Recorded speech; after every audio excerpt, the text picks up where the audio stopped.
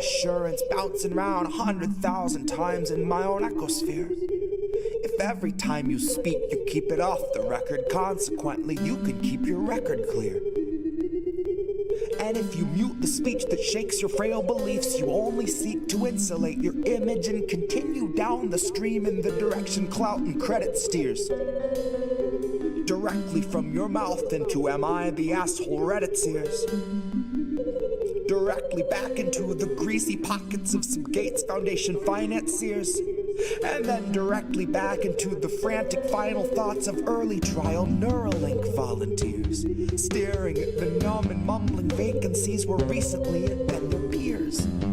Half of whom are glitching with the memory stuck on pause, and half have zero fucking clue just who they are or why they're here.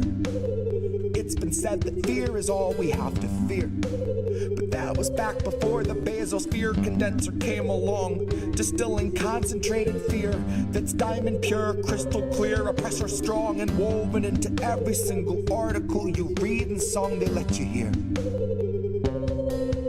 And then Elon heard that Jeff enhanced our fears by 86%, and he said, hold my beer. And not a single sheep among the herd would turn their head or say a word, cause they were all too busy begging for the shears, begging for the muzzle, happy just to guzzle, feed, and watch a screen for all their years. Man, to each his own, can't afford a home, but they'll let you have your cozy little ecosphere, where there among your own devices you can break the seventh seal, overthrow the oracles and slay the seer. All the tomes were burned and all the lips were seared. Shut your eyes and all our lives just disappear. Now blink them twice. Welcome to your ecosphere.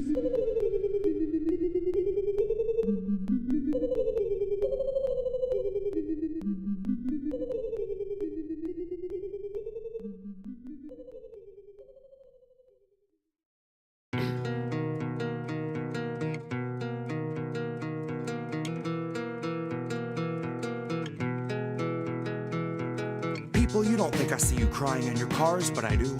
Sometimes I can feel it at a red light, someone at my side trying to muddle through.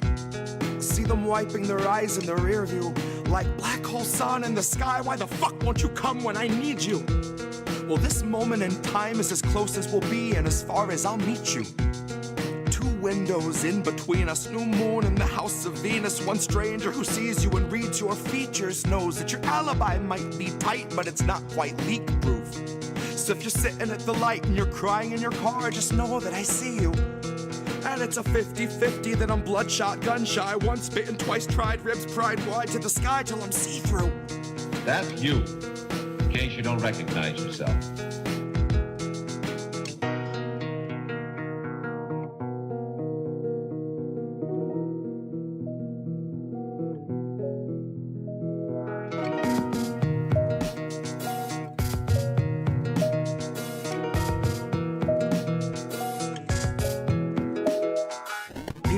I see you struggling to breathe, but I do. I see you stumble in your everyday grief like I do. I try, but I do. I'm twice bitten too. My mind's split in two. My knuckles bright white from the 10 to the 2. And the song in my head is the theme for a fugue, a state of decay through the filter of corporate news, where they edit the grays and the blues. They whitewash the brown till they drown out the natural hues. And then it's just another fact to refuse, that the corporate ladders for hanging the company noose. Consider it one of your perks, after all it's communal in use.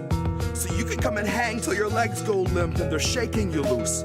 Now you watch 5 co-workers opt for the alternate exit, neatly suspended above where you wolf down your food.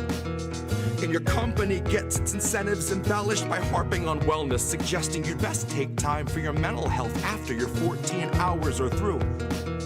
Like we gave you a bottle to piss in and fixed up a noose on the crossbeam. Christ, what more can we do?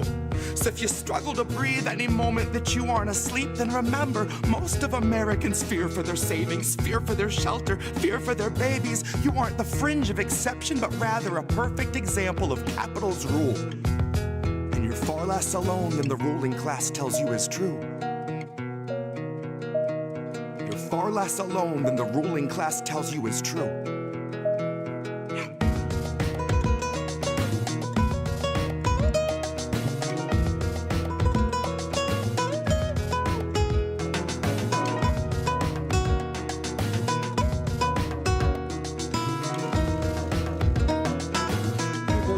I see you crying in your chorus, but I do.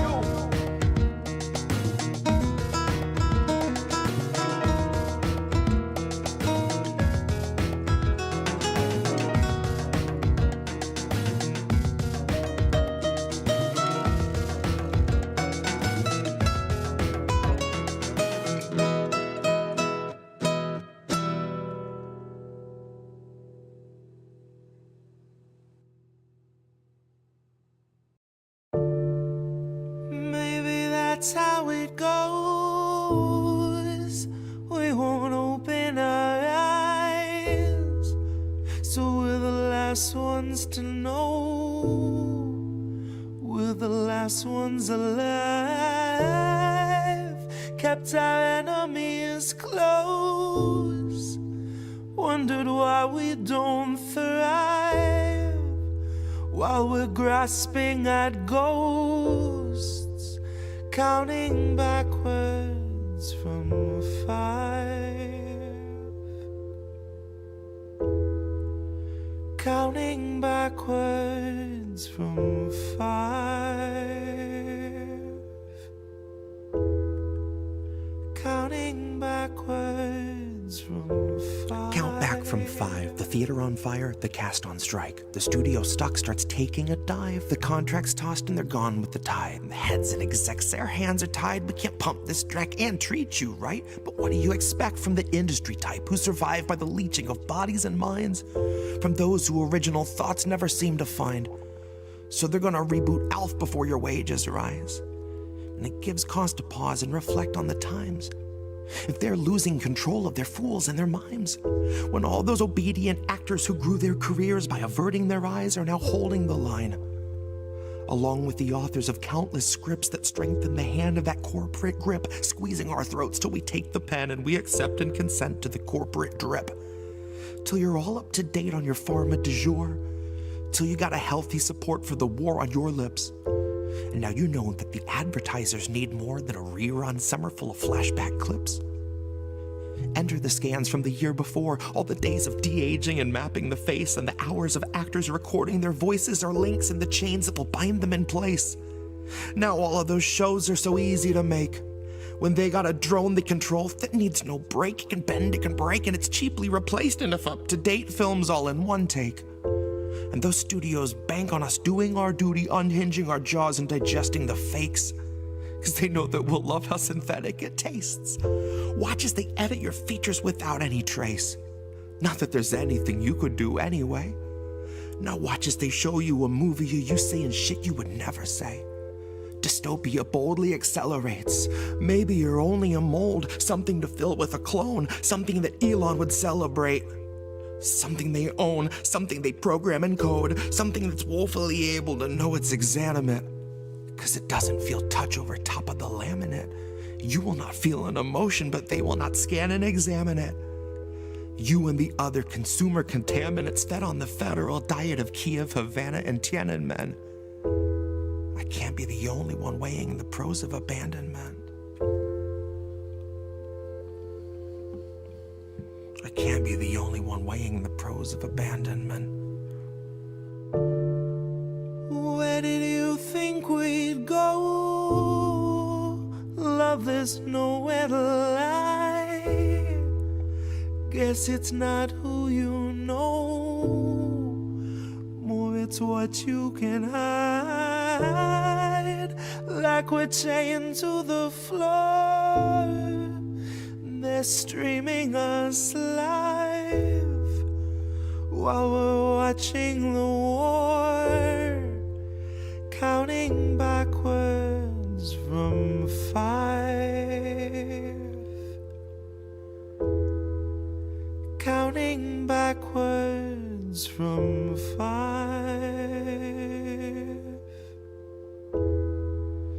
counting backwards from 5,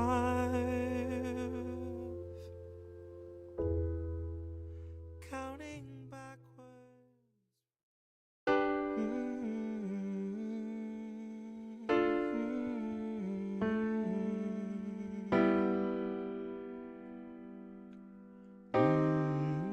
I think I liked it better being blind.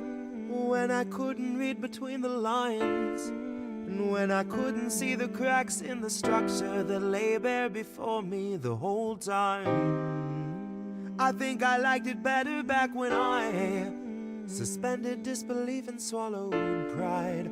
I thought I knew the difference in the red from the blue, but they both bleed us so dry.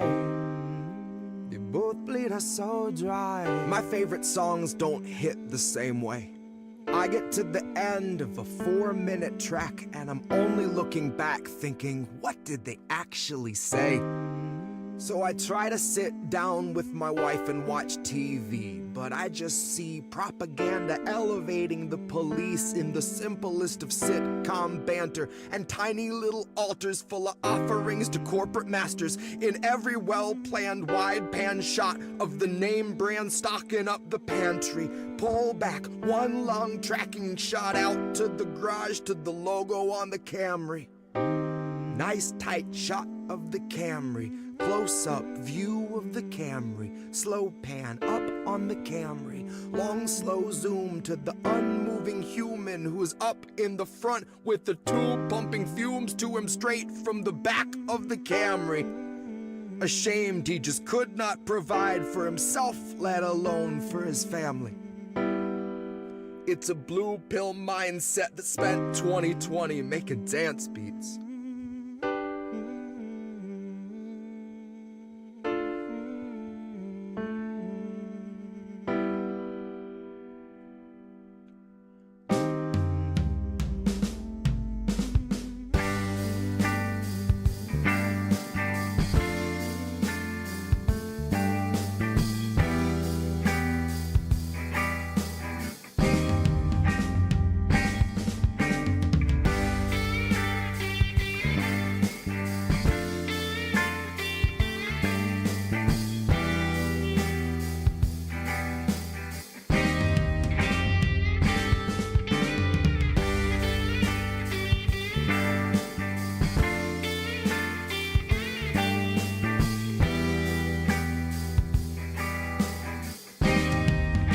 I think I liked it better being blind, when I couldn't read between the lines, and when I couldn't see the cracks in the structure that lay bare before me the whole time. I think I liked it better back when I suspended disbelief and swallowed pride, and thought I knew the difference in the red from the blue, but they both bleed us so dry. They both bleed us so dry. Ignorance is bliss, which explains why a lot of us are so fucking happy. Quick to take the trip for all its trappings. Never one to ask what's up, what's going on, or God forbid what's happening. A lot of us would strap into the ride and then spit right in the eye of the guy whose job it is to snap your fastenings. But maybe we're all born with that capacity. Maybe each of us comes standard with humor, compassion, malice, and audacity. Some of us are blind to the system, but some see it fine and say this is how it has to be. Some of us can stare wide-eyed at a nationwide human catastrophe and only offer platitudes and recipes. And I wish that I could tell myself that nothing's worth obsessing past my everyday necessities. I wish that I could cry fake news over anything that threatened me, tune out our abuses and consume a little levity. Wish that I could offer up my son a smoother destiny. Wish I had some better lessons for how best to answer questions for the things I've been perpetually questioning. But I'm too busy looking at our leaders, wondering what I might be missing from their messaging. Trying to find the reasoning to let 250,000 people meet an early reckoning. And even though I know the truth, it's hard to swallow something that's so literally sickening. Hope is ever dwindling, COVID ever beckoning. Winter slows your breathing, but your pulse is ever quickening. Even though I know the truth, it's hard to keep listening. I'm done with my epiphany, my innocence is blistering. I'd like to think I'd taste the earth before I'd ever kiss the ring. Hard to speak the truth and harder still to keep listening. Sometimes I think I miss being blind, when I couldn't read between the lines, and when I couldn't see the cracks in the structure that lay bare before me the whole time. I think I liked it better back when I suspended disbelief and swallowed pride. Thought I knew the difference in the red from the blue, but they both bleed us so dry. Both bleed us so dry.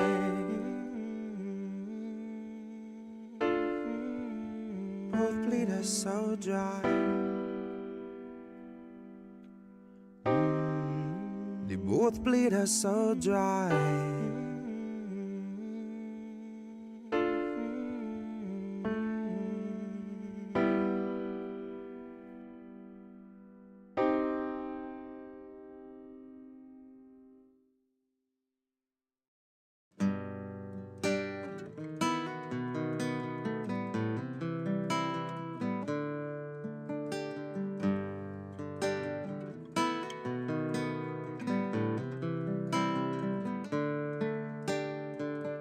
They'll gladly pay you by the hour for a minute or so, so you can sign off on the towers where they'll piss on your home.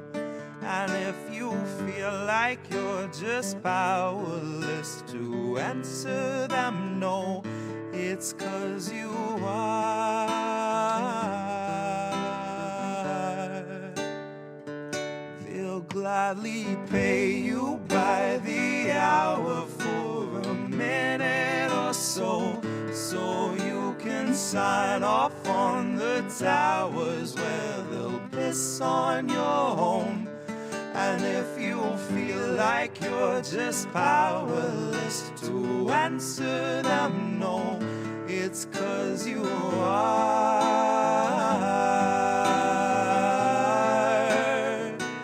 It's 'cause you are.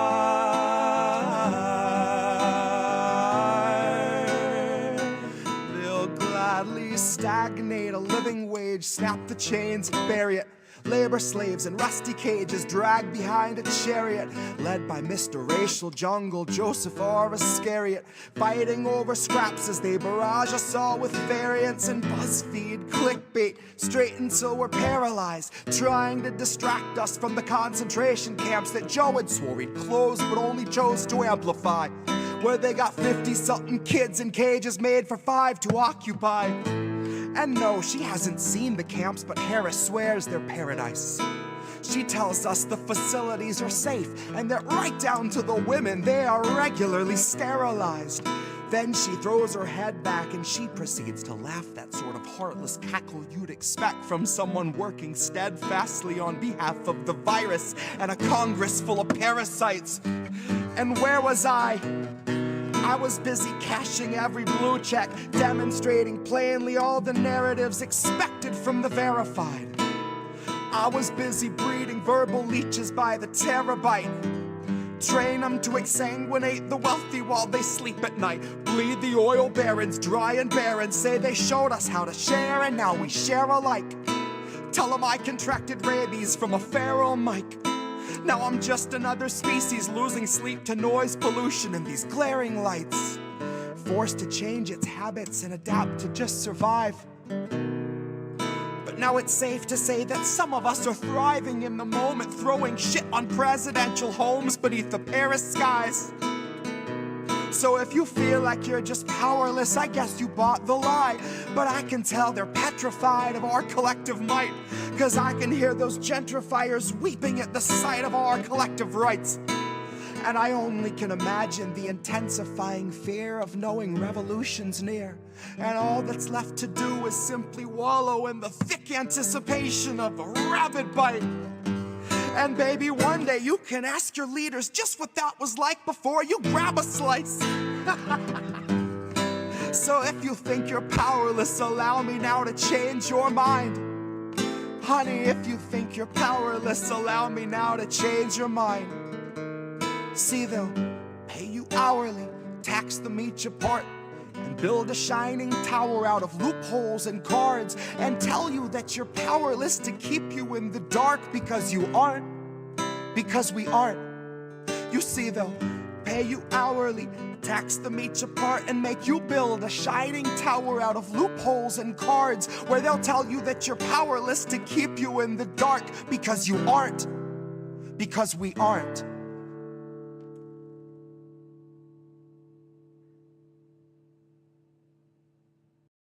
Just an off-the-cuff chat between you and me. Us. We want to talk right down to earth in a language that everybody here can easily understand. Who are these people? It's us. We're these people. I love that intro. I love that intro so much. I'm here with a different co-host this time, Oz LaFave. Hey guys, thanks so much for having me on. Friend of the show, DJ Joe Nice. How are you, friend? What's good? And you hear Nick say this all the time. The United States is the most propagandized country in the world. We're so fucked, you guys. Again, I'm sorry for being cynical, but seriously, No. we're fucked. We are Right. fucked. We are well and truly fucking fucked. Just appreciate all the work that you do and the platforms that you all are providing. Hey, you. Doing good. How are you guys doing? And as independent media, we have a responsibility to be, we don't hide our bias, obviously, but we must stay true to the facts. What's up, Pam? Cheers and salutations. Welcome if you got them. But I am here with a man that I've been waiting to talk to for the last couple of years, Nico House. As an educator, what I would suggest is that, first of all, podcasts like these are made. So you need to be an example for the people and for the future, knowing that your words can actually change the future. What do you feel? What would Kwame Ture feel we would have to do? Well, politics is every day of every minute. You have to be aware of what's going on. Not voting on one day, so the vote has never meant anything. So I'm not a Democrat. See, I would call that guy the Black Obama. No. The issues that we talk about, listen to us. As always, kids, labels are bad. Stay independent. Good night, fam. INN News. It is Wednesday, my dudes. What a fucking terrible Wednesday it is. Good Wednesdays, everyone's. What? It's not terrible. Oh, I mean, as long as you're not paying attention to political nonsense, it's great. It's a great day if you're not doing that. Like some of us, we don't worry about that shit. We just fucking go about our day, do our shit, focus on the normal things. We don't get caught up in stupid electoralism, So we're just surrounded by others that apparently are. God, Care Bear, including in our space, sadly, which, kind of giving mixed messages.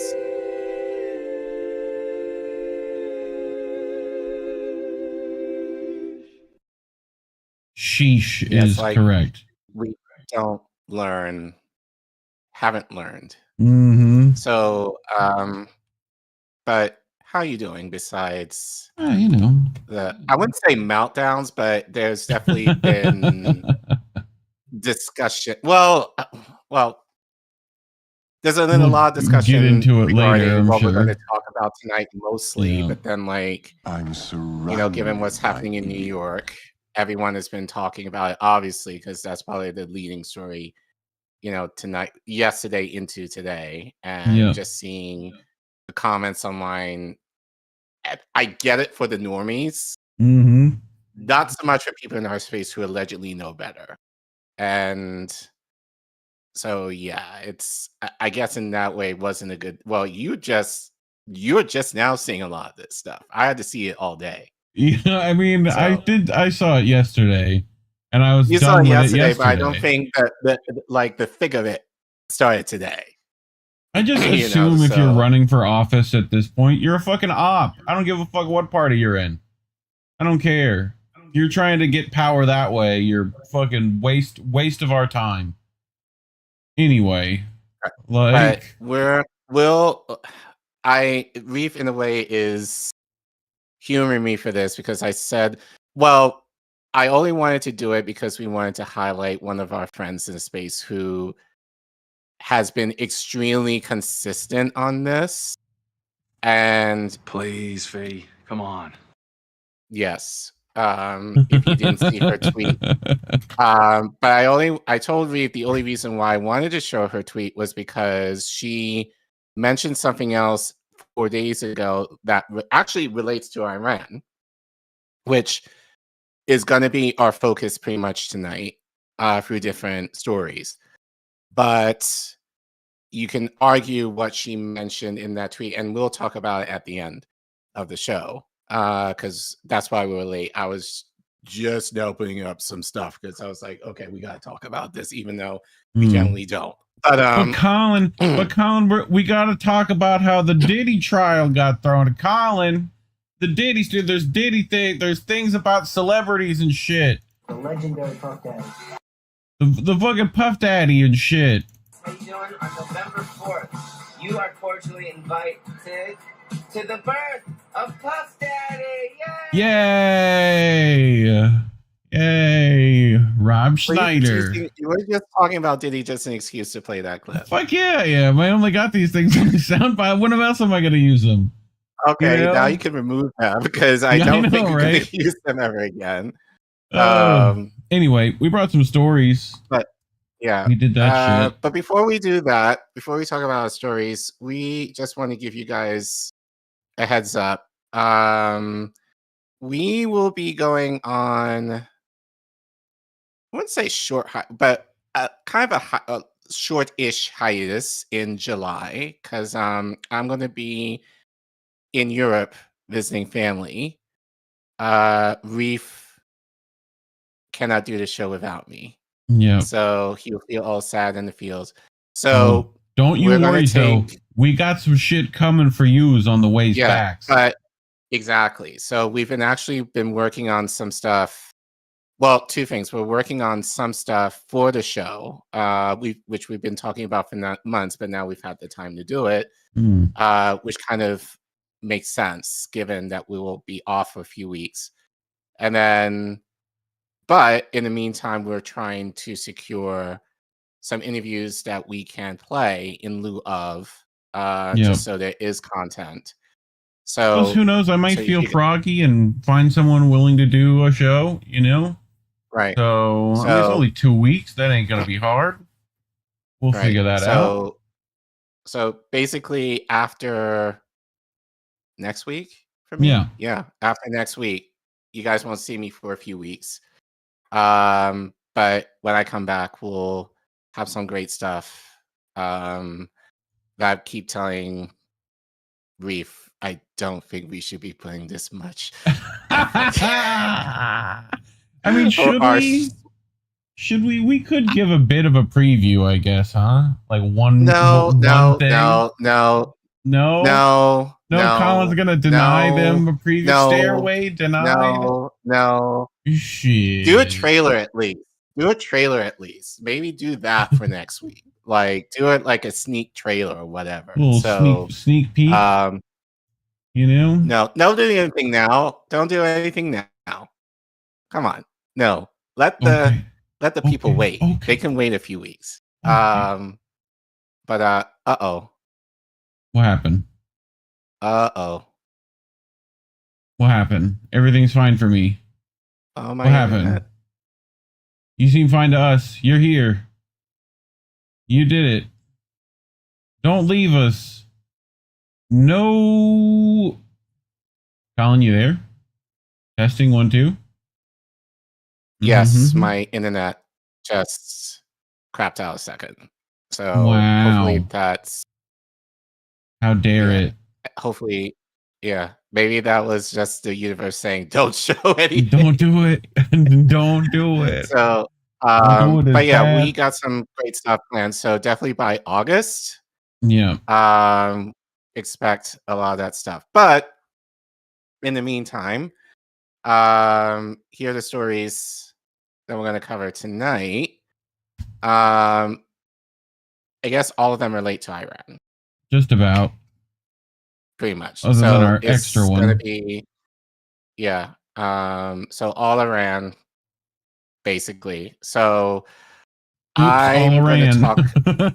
So I'm going to talk about first about Trump's idiocy, if you can call it that, towards our getting into this assault, which we had no business getting into. Well, so I want to speak on that a little bit. And then later on tonight, and actually, surprisingly, I did not get this story from. Here's what happened. I heard about this story a couple of days ago from an entertainment YouTube channel that I listened to.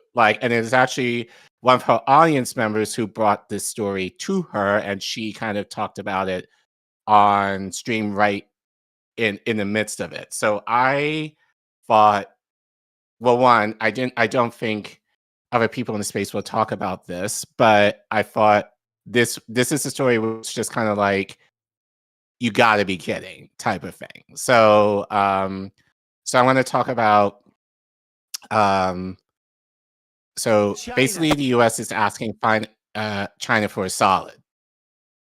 Okay. We'll just leave it at that, and we'll get into more details later. And then what did you bring, Reef?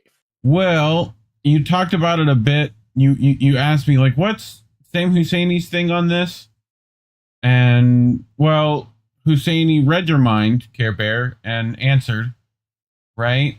So that's what we're going to talk about. Principled impeachment, right? Which is Husseini would like them to at least try, or at least pressure people to try. And he has reasons. And we'll get into that. And then this is the kind of stuff that all you motherfuckers missed because y'all are distracted by 1,000 things. So Teach, you're gonna be up here getting the fat class to fucking focus up. Like, what are we doing? We're gonna be talking about nuclear think tanks and the think tanks that think you should use nukes. Donald Trump, Iran, nukes, use them to turn the sand to glass and whatnot, right?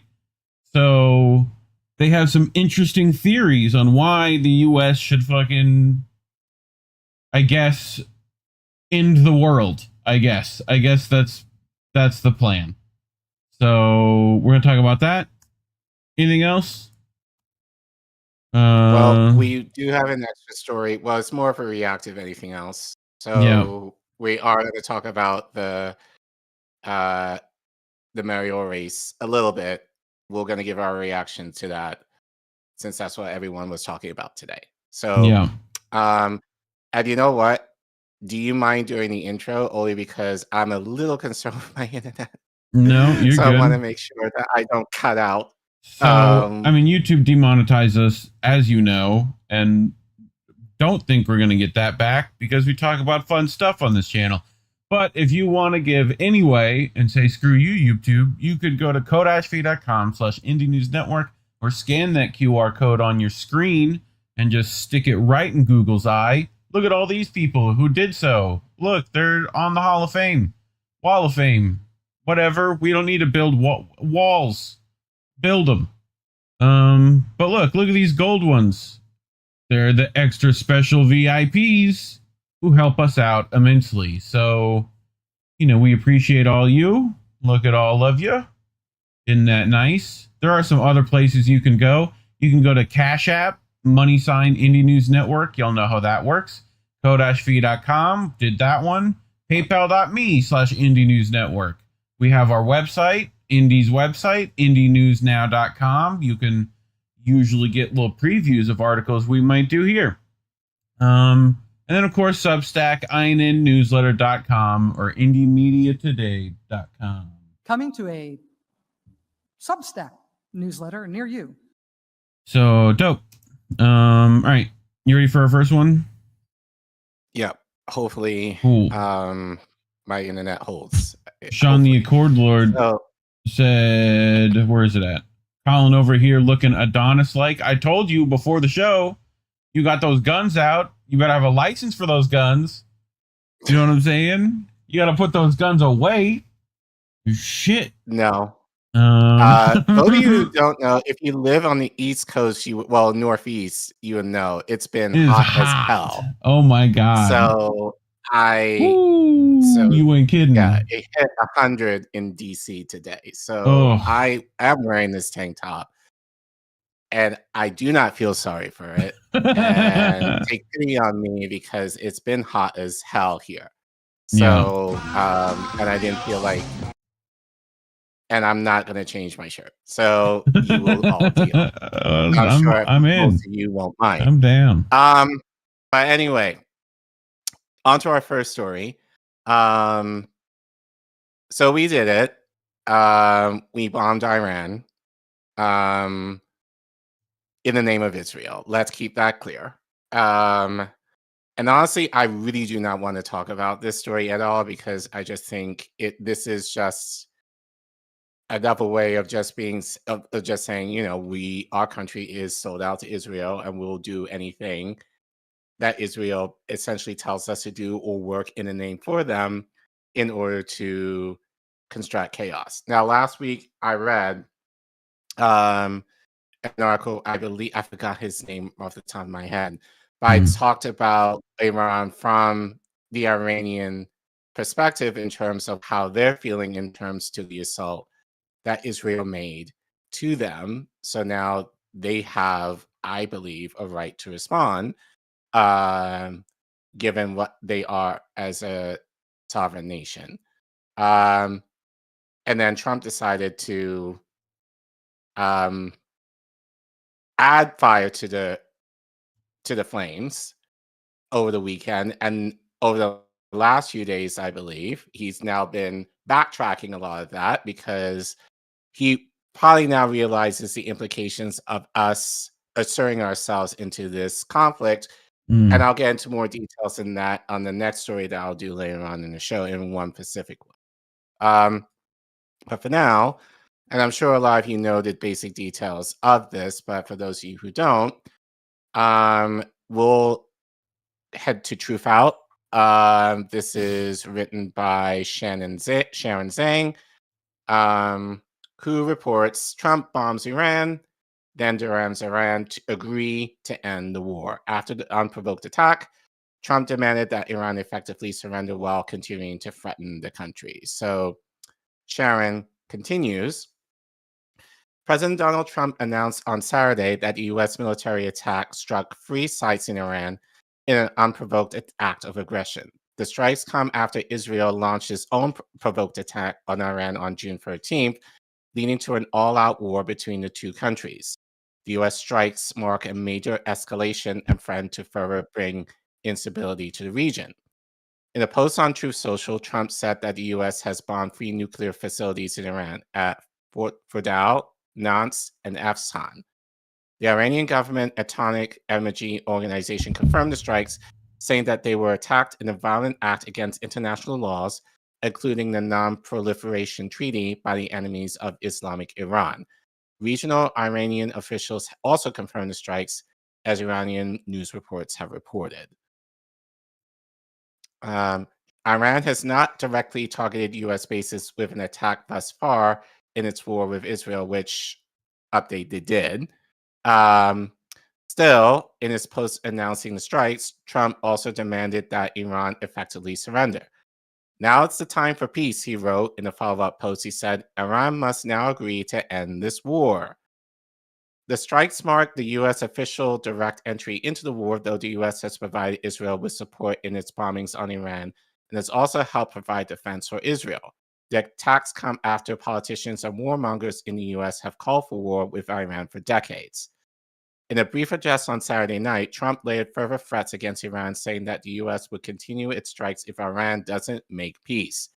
He calls Iran the bully of the Middle East, and says that strikes had gone a long way to erasing this horrible threat to Israel, the state that, in addition to currently conducting a genocide in Gaza, has been relentlessly attacking and invading countries and territories around it for decades. I mean, Yemen, Syria, Lebanon. This cannot continue. there will be either peace or there will be tragedy for Iran far greater than we have witnessed over the past 8 days. Remember, there are many targets left, Trump said. Numerous lawmakers slammed the strikes, saying that they are unconstitutional as domestic law prohibits the president from launching an unprovoked strike without approval from Congress. Representative at AOC called for Trump to be impeached. There's always the macro and then there's the micro. The president's disastrous decision to bomb Iran without authorization is a grave violation of the Constitution and congressional law powers. He has impulsively risked launching a war that may ensnare us for generations. It is absolutely and clearly grounds for impeachment, said Ocasio-Cortez. And I mean, we'll get to that in our next segment. There may be some issues with that. Right. But if you're going to ask that for Trump, which, you know, under normal circumstances would be valid, but yeah, would you need to have that same kind of fire fury for Biden in terms of, because he was willing to send weapons to Israel without authority of Congress? Yep. Obama did drone strikes without the authority of Congress. Clinton, we'll get to that, also did drone strikes without the authority of Congress. Like, I mean, every single president in my lifetime, for sure, has done stuff in relation to war illegally without the approval of Congress. So you're saying that, but the chances of Trump being impeached is not going to happen, lady. So tale as old as time. Exactly. So, thank you, Angela Lansbury. I mean, you could say it, but it's not going to happen. So, which I think is why she feels comfortable to say it, because then she's not going to account her party for doing the exact same thing, and have done most recently in terms of what Biden has done. So, yeah. So in a way, she can afford to say it, knowing that there won't be any accountability for it, especially given her own party. But anyway, as you said, you're going to get more into that later. Yeah. So I'll leave you to that. But in the meantime, let's continue with this article. UN Secretary General Antonio Guterres condemned the strikes and called for de-escalation and diplomacy. This is a dangerous escalation in a region already on the edge and a direct threat to international peace and security. There's a growing risk that this conflict could rapidly get out of control with catastrophic consequences for civilians, the region, and the world, Guterres said. Oh, that's it. So, as I said, I don't want to... Yeah, so this is from Hotspot, so shout out to Nico and the Hotspot team, because here Nico gives more of an update of what has happened since the weekend. You know, obviously with Trump backtracking somewhat, and now, again, I think he's now realizing the implications of what he's doing, that he's trying to push, well, he says he's trying to push for a ceasefire, but, well, we'll let Nico explain, and then we'll continue. Mm-hmm. Yo, I really believe that Trump thinks that we're idiots. Because as he was being interviewed today, in the wake of more attacks between Iran and Israel, he's pretending that he's extremely upset that Israel violated this non-existent ceasefire that only he agreed to. So after Iran attacked the military base in Qatar, Trump, out of nowhere, decided that there was a ceasefire agreement between Israel, Iran, and where have we fucking heard that shit before? Huh? How many times you gotta tell you people about the ceasefire bullshit? How many times? Do the 76th rule of acquisition? The 76th? Every once in a while, declare peace. It confuses the hell out of your enemies. It is very simple. The U.S. I mean, the dude literally said that both Iran and Israel called him begging for a ceasefire agreement. Deadass yesterday, Trump was on social media posting like he was off his meds. Like, that's the long and short of it. Now, as you saw in the video, Trump looked a little perturbed that Israel attacked Iran. And, you know, he wasn't too happy that Iran had attacked Israel. because of this fake ceasefire agreement that only he agreed to. Been fighting so long and so hard that they don't know what the fuck they're doing. Do you understand that? But if you all recall, he acted as if he was upset and at odds with Netanyahu when he warned him the first time not to attack Iran or that there would be potential political consequences, only for us to find out that it was all a ruse in order to get Iran to lower their defenses to coordinate an attack against them with Israel. But Trump, you can stop putting up the front because we've already seen this movie and we know you knew there was never any ceasefire. Hell, as Trump made this post on Truth Social saying that Iran and Israel came to him asking for peace, an Israeli posted, reading this from my bomb shelter in Tel Aviv, standing by for another incoming barrage from Iran. Kamani comes out saying, those who know the Iranian people and their history know the Iranian nation isn't a nation that surrenders. Iranian foreign minister said, as of now, there is no agreement on any ceasefire or cessation of military operations. Top advisor to Iran's parliamentary speaker. Signals of ceasefire lack response to attacks or any of that nature coming from the Trump administration or the regime is merely deception. And from the Israel camp, have y'all heard one video, one tweet, one sentence, one utterance of the word ceasefire from the mouth of Bibi Netanyahu? No, you have not. So how Trump sycophants can pretend that there was some imaginary ceasefire and that Trump was just caught off guard and is totally surprised and is genuinely angry at Netanyahu is beyond me. So let me be very clear. Trump can pretend to be as angry at Netanyahu and Israel as he wants to, but you can't play the same card twice and expect us to fall for it, bro. Like you just sent 300 Hellfire missiles to Israel a few days ago. What did you think they were going to do with those missiles? Use them as decoration? Sorry, Iran's not falling for it again. If you want a ceasefire and you want peace and an end to this conflict, you need to bring Netanyahu and Israel to heel. And that means actually holding them accountable, which I doubt you'll do because you're probably orchestrating this whole thing in order to once again catch Iran off guard. But it ain't happening, bro. Well,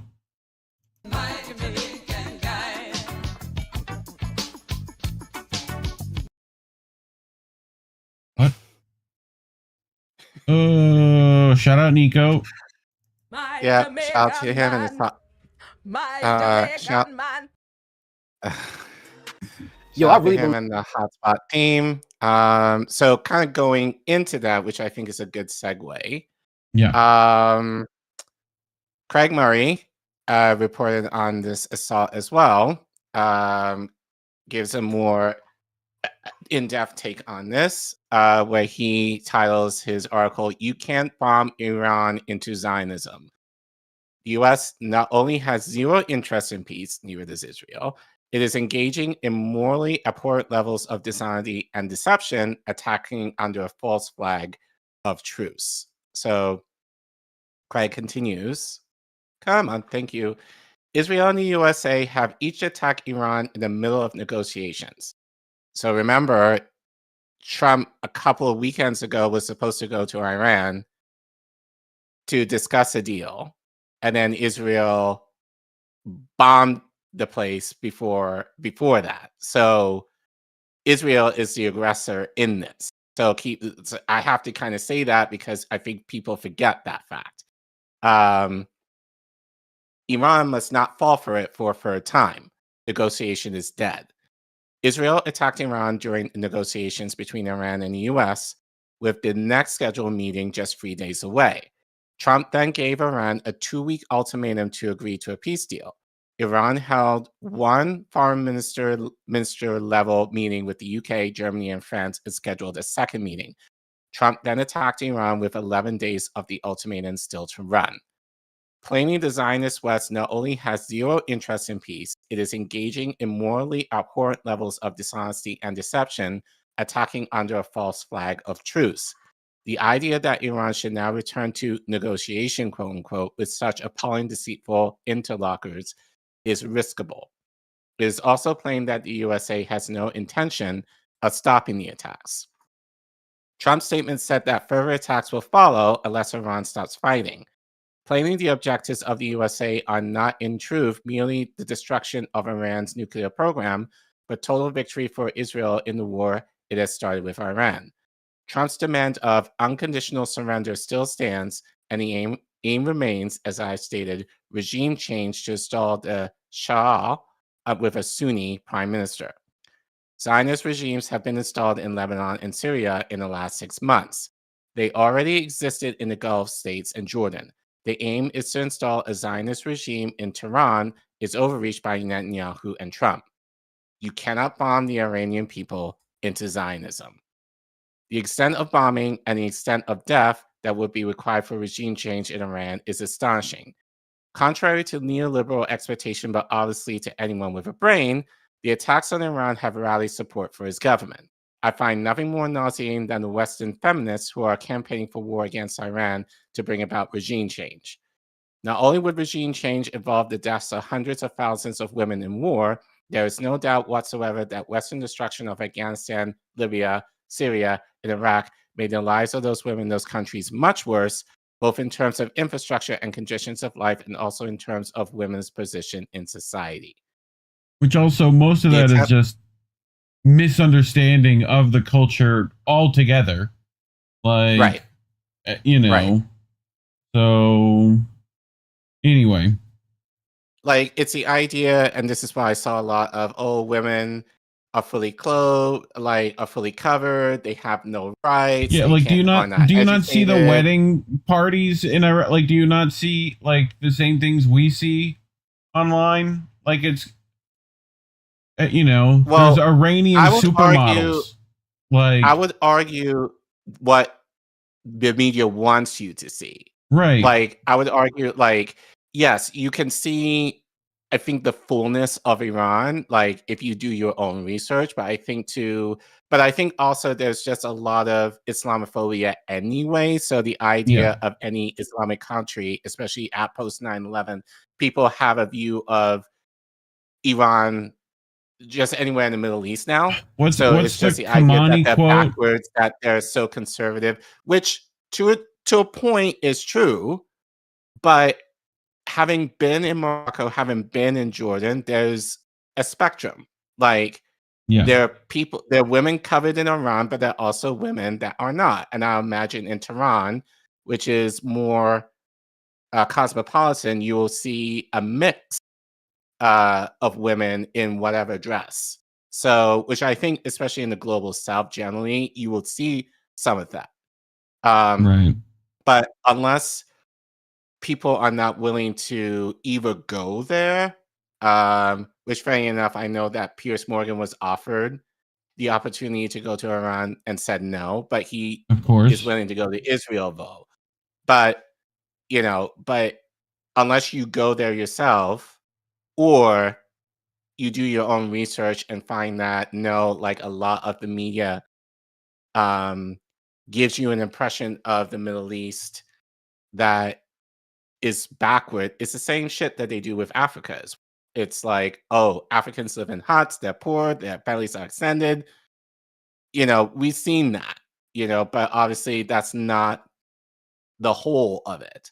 So, but yeah, I think because we're so lazy to do our own research, that it is expected that for most people, they're going to think a certain way of Muslims in general, but then especially like the Middle East, in terms of, oh, they're backwards, we're better than them, having this moral superiority over them in terms of human rights, quote unquote, when we're not much better here. So, but I think that's the point, is to kind of ignore the issues that we have in this country and kind of shame other countries for what seemingly is worse, when we have no right to kind of say, you know, like, we're better than you type thing. But anyway, the attempt to gaslight the public with abject lies about Iran's nuclear weapon capability is so blatant a repeat of Iraqi WMD scam that I am astonished they dare to try it. The attacks on Iran are completely illegal, and I am quite sure will in fact lead to Iran changing its mind and deciding to possess a nuclear weapon, which will be achieved within 5 years. You can have watched or listened to hundreds of hours of BBC broadcasting on the current war in Iran and never heard once that Israel possesses nuclear weapons, because they do. the levels of propaganda are truly extreme. The attacks on Iran are illegal. There's no doubt of that. Iran faces a monumental struggle but has no choice but to fight. In the meantime, not a single day has passed when Israel has not shot and killed Palestinians in Gaza in the queues for food. The genocide goes on, and the US and Israel have succeeded in turning the world's attention and bringing their Western satraps back into line, just when the Gaza genocide was alarming politicians internationally by its blatancy. I see much futile discussion as to whether Israel is controlling the US or the US controlling Israel. Plainly, the answer is both. There is a deep symbiotic relationship of the political classes in both places. The key point is that the Israel settler colony carries an insupportable weight in the policy decisions of Western politicians. And we'll get to more about that somewhat later on in the show. Like all colonism, as outlined by Vladimir Lenin and J.E. Dobson, this is because colonialism benefits the personal interests of the wealthy and military classes, but is a burden on working people. I find Hobson offers an invaluable perspective to look at the Israel settler colony. Long-term readers will know that I have stated that J.A. Hobson's Imperialism, a study, had more effect on my understanding of the world than any other book. I strongly recommend it. There is a new edition with a foreword by Jeremy Corbyn. Can you zoom out, please? Oh, that's it. So that's James Jobson there. So, I mean, I'm going to end the segment here because, oh wait, no, I don't. There's one more clip that I'm going to play. But I mean, you know, it's just the idea that the media, I think people are stupid to try and Iraq war us into justification that we need to be in war. We don't. And, you know, and I don't think it's necessarily going to work. Well, I would argue it didn't work under Bush, really, but it's definitely not going to work under Trump. But I do want to make clear, if this were happening under Kamala or Biden, we would have been in this shit a lot sooner. And as I told you the other day, the Democrats have better PR to justify it, I believe. It's only because of Trump and how sloppy he is that it's easy to attack him. But the Democrats, if it were the Democrats, they'll be a little more, I would say they'll be a little more sly with it. Like, you know, it'll be a lot easier for them to make the adjustment. I mean, we kind of saw this in liberal media anyway. Like, Van Jones was saying, oh, we have to go, like some stupid shit, like, oh, we have to go to a war with Iran because Iran is violating all these human rights. Like, Iran is not a normal country, as if we are, you know, but yeah, I wanted to play this. This was actually, I saw this, a friend posted this on IG stories. I forgot the name of this politician, but this is based in the UK. But he was, I believe this was from 2007, I believe. But he was talking about, you know, one of the few politicians that I know of that actually spoke out against war. So, Miami accent. And let's play this to end the segment. War is an easy thing to talk about. There are not many people of the generation that remember it. The right honourable gentleman served with distinction. The last war, I never killed anyone, but I wore uniform. But I was in London in the Blitz in 1940, living in the Millbank Tower where I was born. Some different ideas have come in since. And every night I went down to the shelter in Thames House. Every morning I saw Dockland burning. 500 people were killed in Westminster one night by a landmine. It was terrifying. Aren't Arabs terrified? Aren't Iraqis terrified? Don't Arab and Iraqi women weep when their children die? Doesn't bombing strengthen their determination? What fools we are to live in a generation for which war is a computer game for our children and just an interesting little Channel 4 news item. Every member of Parliament tonight who votes for the government motion will be consciously and deliberately accepting the responsibility for the deaths of innocent people if the war begins, as I fear it will. Now, that's for their decision to take. But this is a quite unique debate in my parliamentary experience, where we're asked to share responsibility for a decision we won't really be taking, with consequences for people who have no part to play in the brutality of the regime which we are dealing with. And I finish with this. On October the 24th, 1945, and the former Prime Minister from Bexley, Old Sidcup, will remember it, the United Nations Charter was passed. And the words of that charter etched into my mind and move me even as I think of them. We, the peoples of the United Nations, determined to save future generations, succeeding generations, from the scourge of war, which twice in our lifetime has caused untold suffering to mankind. That was the pledge of that generation to this generation, and it would be the greatest betrayal of all if we voted to abandon the Charter and take unilateral action and pretend we were doing it in the name of the international community. And I shall vote against the motion for the reasons that I've given the House. I mean, you know, just the idea of it's easy for politicians to declare war when they're the ones not fighting it. You know, so, you know, and even online, or at least on social media, I'm hearing, you know, military families who are kind of worried right now because they're like, you know, like right now their tours might be extended for the potential of, you know, going into the Middle East, you know, so a lot of families having to change or kind of reschedule things in light of that possibly. You know, so it sucks because again, you know, it politicians take war lightly, and it's still the idea of like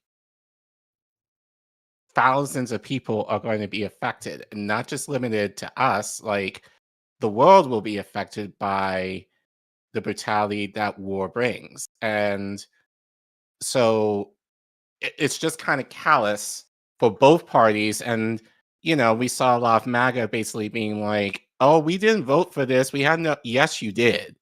But then conversely, and this is kind of the thing that I hated seeing, which I did want to bring up to end the segment.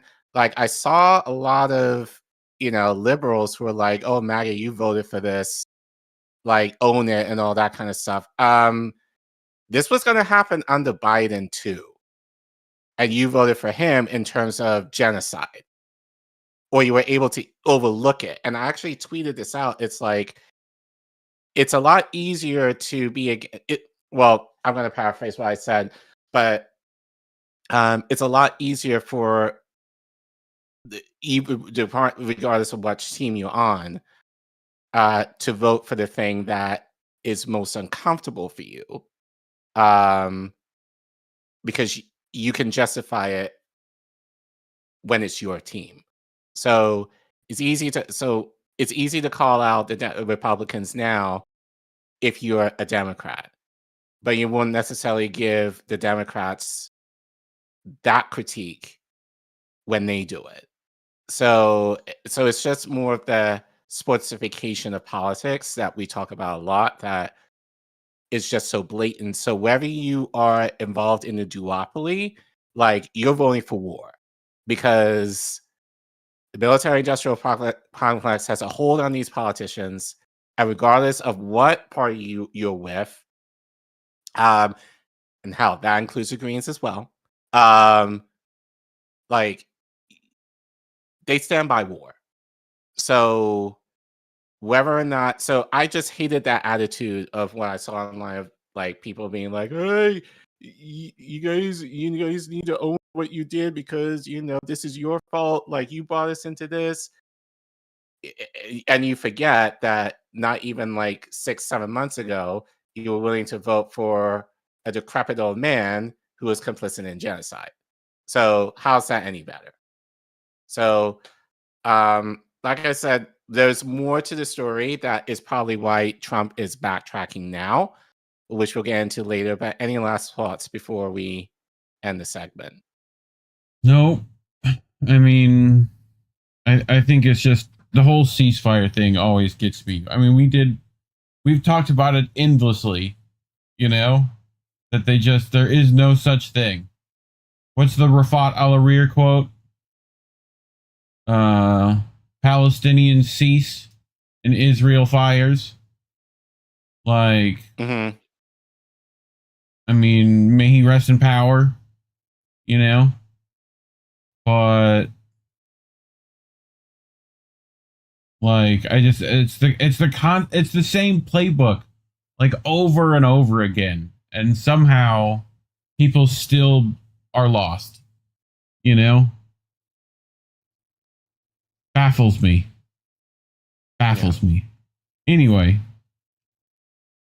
yeah, that's what I have to say.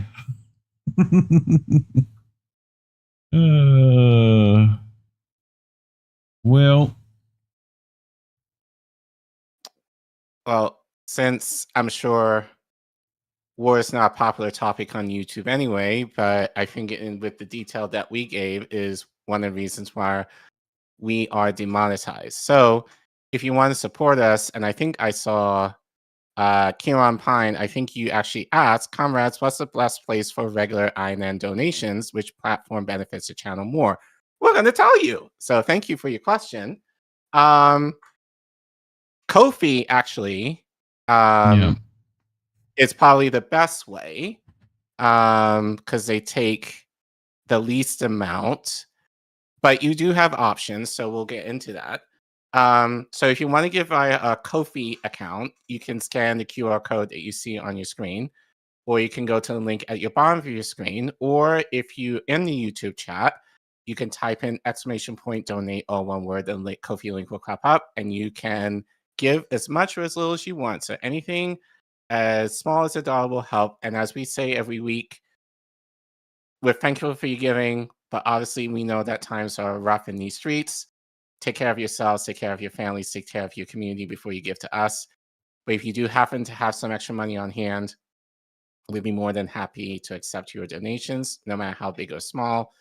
Any donations that you give us basically helps us to pay for the programming and the tools that we need in order to create this show and other shows on the network. So you're helping us subset the cost of some, if not all of that. So we do appreciate you guys for helping us out in that regard, as well as any extra money that we'll get this year. We're hoping to give to other colleagues in the network to update their tech so that they're able to continue to make content out of their not so great tech equipment right now. So we also have CashApp, PayPal, and Substack if you want to give that those ways as well. Those links are in the description below, and there always will be. That being said, if money you're tight, but you still want to support us, the free way is liking, subbing, and sharing our content. And make sure you leave a comment if you're in the chat or if you're watching this as a clip. And let us know what your thoughts are regarding our aggression on Iran. Do you think it's justified? Well, a lot of you say no. How do you think Trump is dealing with this? But let us know what you think. And help us get to 3K. I think we're very close. I think we're about 20 people away from hitting that. No, we're 25K. So we're under 500, about 500 away from 3K right now. So, but we appreciate you guys supporting us, and thanks for watching. Nope. Also Substack and PayPal, very useful. For monthly donations. Please, those are appreciated. Yeah. What does the chat have to Ko-fi, say? Let's go look at chats. Yeah, so Ko-fi is the easiest way, and Ko-fi, you get to see your message in the show. So that's kind of like a super chat. So that's the fun way, but then if you want to give more regularly, there's the other ways that you can give too. depending on your choice. Mhm. Let's see. Fred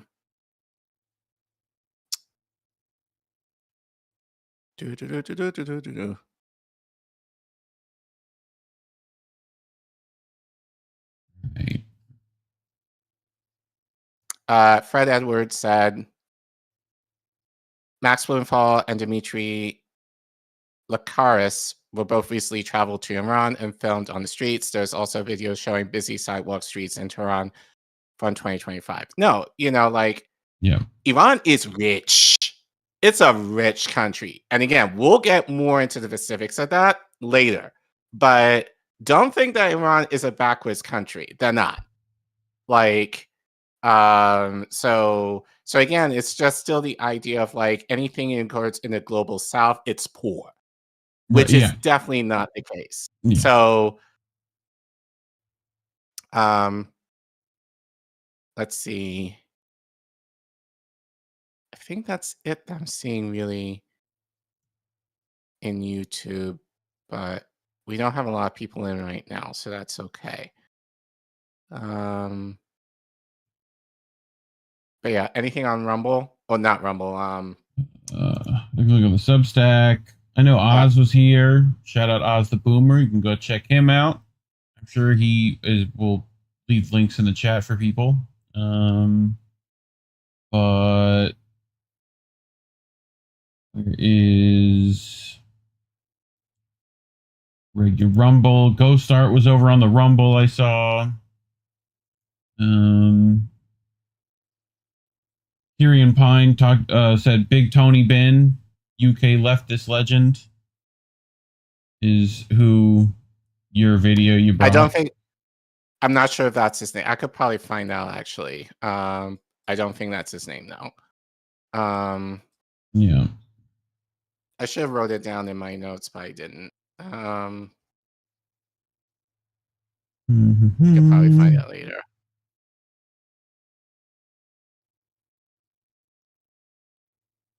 Anyway, all right. I'm ready for our next one. Yep. Well, Collin, you saw on Twitter about Sam Husseini talking about impeachment, right? You asked me like because with AOC and like some other people who was being like Trump bombed illegally, and he was like, impeach the motherfucker. So right. Yeah, like do it. Fucking right. Do it. So he does have reasons. He's not just like it's not just feels and vibes from Sam Husseini. So we're gonna actually listen to his reasoning because that seems like the reasonable thing to do. I don't know about what other people would do, but that's what we do here. Anyway, this is June 18th. He writes the efficacy of principal impeachment. A left-right alliance could begin to undo the oppressive establishment and stop the perpetual war machine. So this is, I don't know if you saw this video, right? Of after they bombed the IRIB studios. That's like the Iranian, like Press TV affiliated thing. But yeah, Yunus Shadlu. Hopefully I got that right. But Sam Husseini went to an event Tuesday night on Iran at the progressive venue Busboys and Poets. Collin knows where that's at. Well, there's several locations in DC, but yes. Yeah. A refrain of the evening was how people were surprised that they were agreeing with Marjorie Taylor Greene, who has been posting against war with Iran.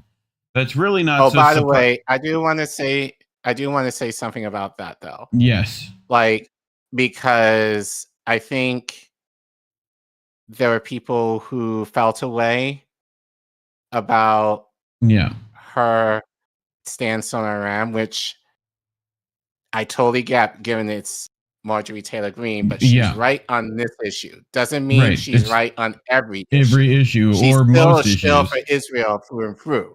And it's probably a bit of a fucking play anyway, because Right. I think she doesn't want to. You know. Well, it's not to say she doesn't want to go against Papa Trump, but like, yeah, she'll say just enough to make it. But I think also she kind of knows her base, who may not necessarily want this. So I think she's kind of appealing to her base more of anything else. But don't get it twisted. Like, just because she's against this war doesn't mean she's anti-war. Right. So I did not see what she was. But that's really not so surprising to me. Lots of major issues lend themselves to left-right alliances, from war to civil liberties to trade to Wall Street bailouts. See my piece from 2013, the perennial, unusual, yet somehow ubiquitous left-right alliance towards acknowledging an anti-establishment center. The insight is key to my votepack.org election strategy, which, if you've seen Sam Husseini, his thing was, you know, if you don't like either the party, you know, either go, what was the thing in Minnesota, Michigan? The undecided, not undecided, what was it? Uncommitted or something like that? Uncommitted, yeah. Right, that sort of thing, or like third party. So, but the, yeah, that kind of thing. That was his vote pack strategy. So not the worst, not the best, you know. But another refrain of the evening was to back the war powers resolutions introduced by Republicans Rep. Thomas Massie and Tim Kaine.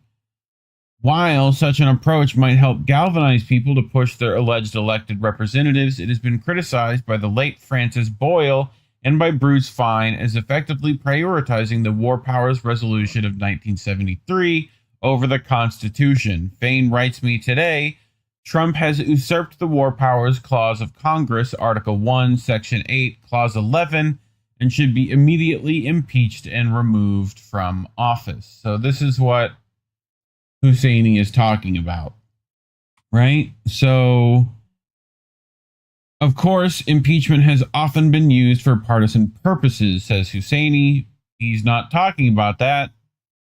Consider these examples.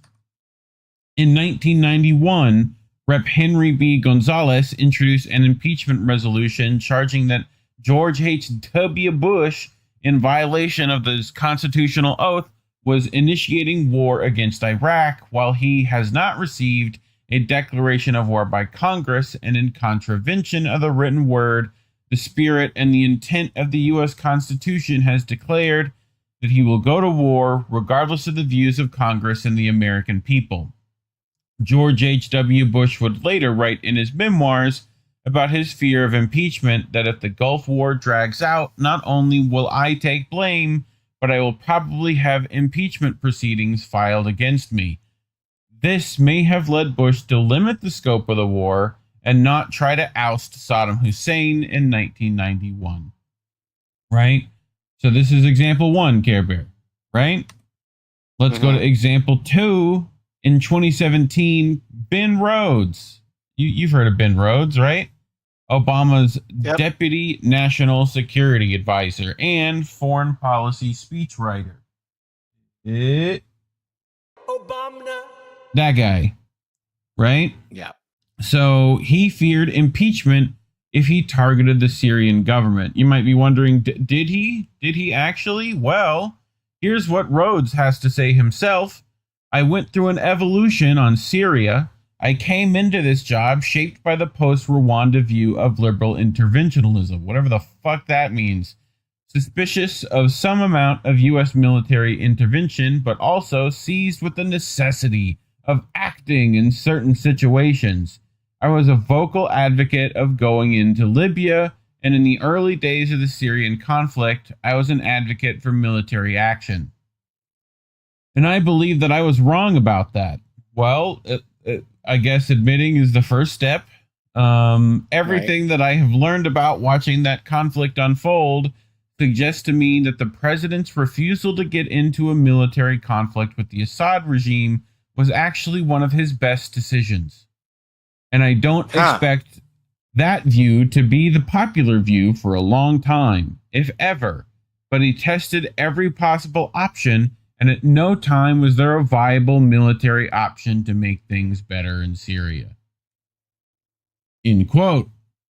The interviewer Crowley asks, does that imply that his mistake in the red line episode was drawing the line in the first place?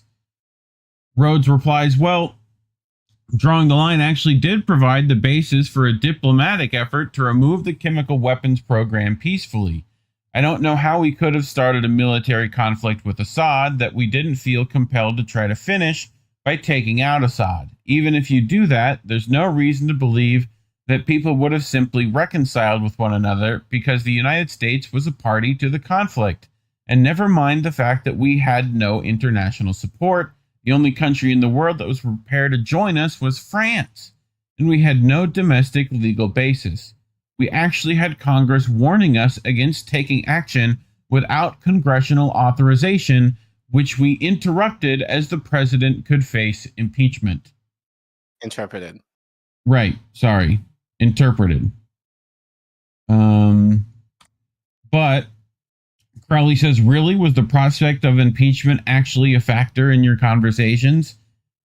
That was a factor. Go back and read the letters from Boehner, letters from the Republican members of Congress. They laid down markers that this would not be constitutional. If we got drawn into a conflict in Syria without congressional authorization, without international authorization, without international support, you can see very clearly how that could have completely derailed this entire presidency. So, yeah. Thoughts? There's been roads down there. Again, it just proves the idea of if you're a duopoly, you're pro-war. So, yeah, glad you had the change of heart, but you should have followed that regardless, honestly. Like, it shouldn't necessarily be the thing that, oh, we have to go to war with these people or this country because of, and you can fill in the blank to the reason, but that's generally like the stance of both sides that they are willing to do. And again, just with the Democrats, even with Trump, they're not, then it's not that they're mad that Trump is going to war. You know, we saw the leadership like with Jeffries and Schumer, like they're just, if anything, they're upset that because their people are not necessarily the ones initiating. So, like, again, Trump was sloppy with it. That's the thing. But both sides want to go to war. So, again, that's money. Yeah. At the end of the day, that's money. That's resources to exploit. So, you know, so it's going to work in our best interest, our meaning the West. Yeah. To actually, you know, start these wars, especially if we're able to claim those resources that the countries have that we want. Yep. And as the 34th rule of acquisition states, peace is good for business. That's the 35th rule. Oh, you're right. What's the 34th? War is good for business. It's easy to get them confused. Well, Sam Husseini, jumping back in, says it appears that fear of impeachment might actually curtail U.S. presidents from their most aggressive tendencies. Last year, as Biden bombed Yemen without authorization, many in Congress called it unconstitutional, but none moved to impeach. He talked about that here. So now it may make sense for some congressional representatives to introduce articles of impeachment against Trump. They should. Bare minimum. Bare minimum, they should. So, make clear that they are not doing so for political reasons. They should pledge to do the same for any president of either establishment party violating the war powers provision to the Constitution, which I doubt they're going to do, but sure. They could highlight that it is their duty to impeach genuinely unconstitutional acts.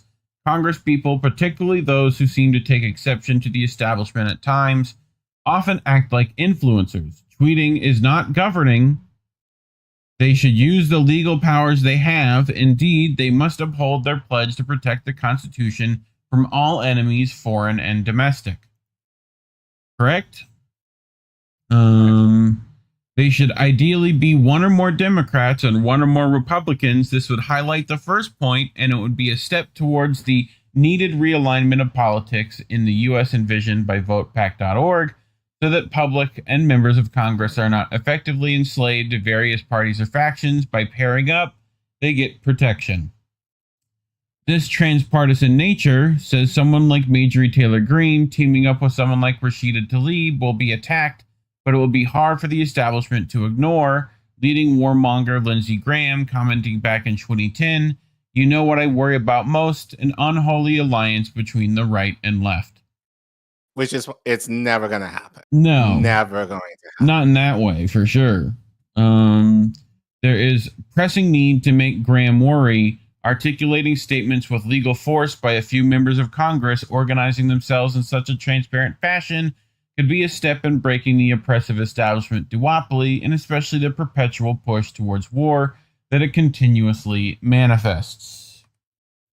So, just as a, couple of comments at the end from Husseini. So, as a political matter, removal from office could be problematic with Vance as vice president.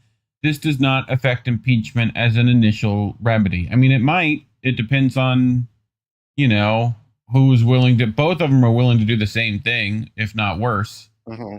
So, I have also speculated at times that Obama didn't target the Syrian government more because they wanted Syria to be more of a failed state. Let it twist in the wind so that whatever government came with Assad would be weak. And it's possible the same dynamic was at play in Iraq through the 1990s. So, yeah, it's every once in a while declare peace.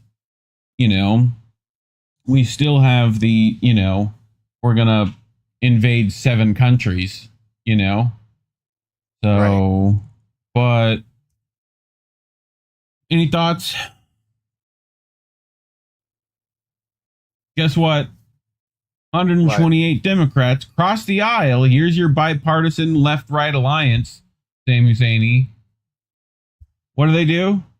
They come across the aisle to block AOC's back bid to impeach Trump over Iran strikes. Any fucking questions?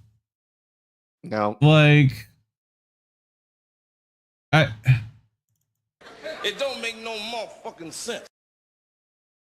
Right. But you know what? It's funny because I live in DC. They're doing a march on Iran over the weekend. I actually showed the picture to Indy because I saw a flyer. They're not going to talk about this. They're going to talk about how Trump is going to war, but they're not going to say anything as far as Democrats are actually backing the war if Iran given this.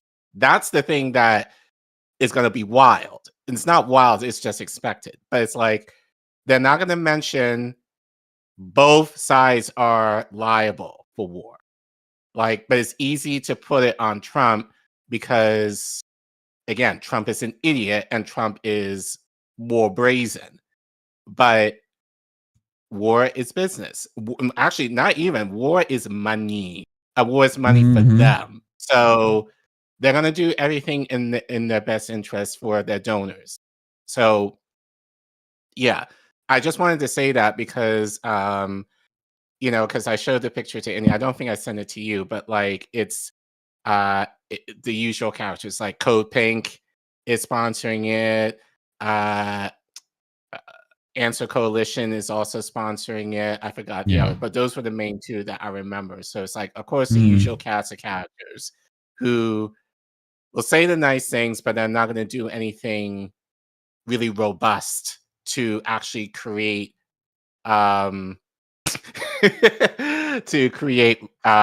policy change. It's just another weekend where people are like, we hate Trump for doing this, and go home. That's it. What? Huh? I ain't scared of you motherfuckers. What? Collin. Okay. What? Oh, I'm completely in agreement. I'm with you, dog. Fucking dumb. And there'll be another No King's Day coming up, which, you can check out our previous, thing on how that's also bullshit. So. Right. Yeah, we talked about that last week. So, yep. Shout out Indy for that one. But anyway, talking about those things is why YouTube decided we shouldn't get any money. So if you would like to say, fuck you, YouTube, and send us money anyway, you can go to ko-fi.com/indienewsnetwork or scan that QR code on your screen.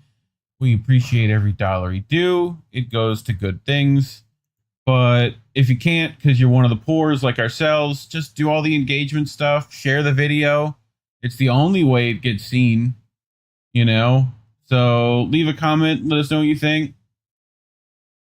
Well, what do you think's on the horizon? Because we don't fucking know. Anyway, thanks for watching. Yay, we did it. We get to talk about China next. Yay. Yeah. Well, kind of. So Indy telling me that we got a PayPal donation. Kieran Pine, $10. Appreciate Thank you, Kieran. Kieran, let us know how to pronounce things. Give me one of those little pronunciation spellings. You know, I need one of those. Like, English is bad. I got taught English in the South. It's difficult down here, you know? Like, it's rough.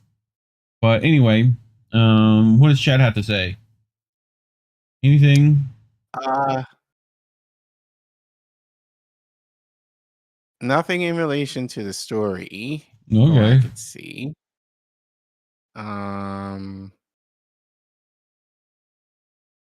Yeah, people are asking me questions in the chat. As to, we were watching us playing poets. Oh, sure. But actually, yeah. So Kieran said in the chat, didn't check, brother. We were watching Tony's speeches with our late grandfather from 7 years old. If British, you ain't been, you ain't left. So that was the guy, that you played earlier. Politician that was speaking before, yeah. Oh, so hubby is from there, Mount Pleasant. That sounds like a nice place, Mount Pleasant, right? It is very rich. It would be. Dope. All right, you ready to get to our next one? Yeah.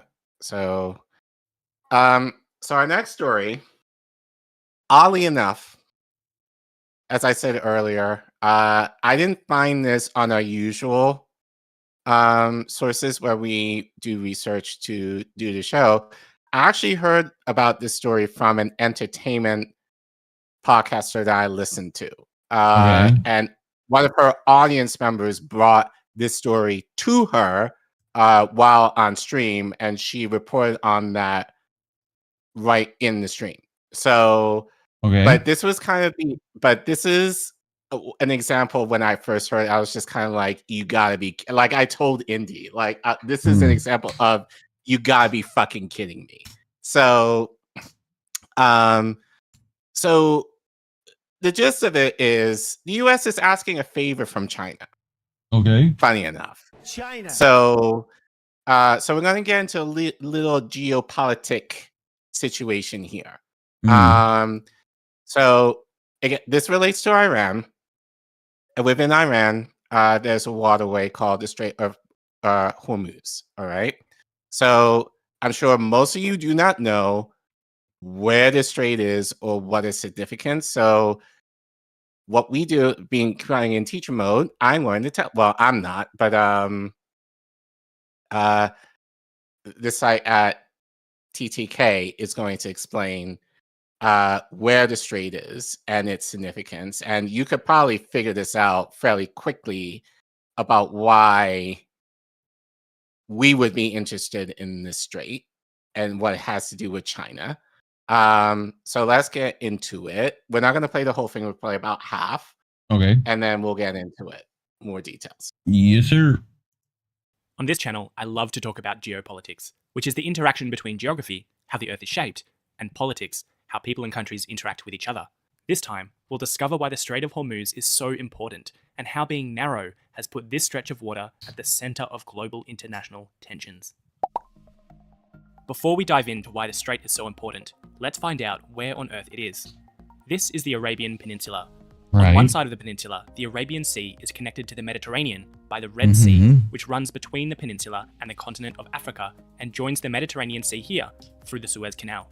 On the other side of the peninsula, the Arabian Sea runs into the Gulf of Oman, which is connected to the Persian Gulf.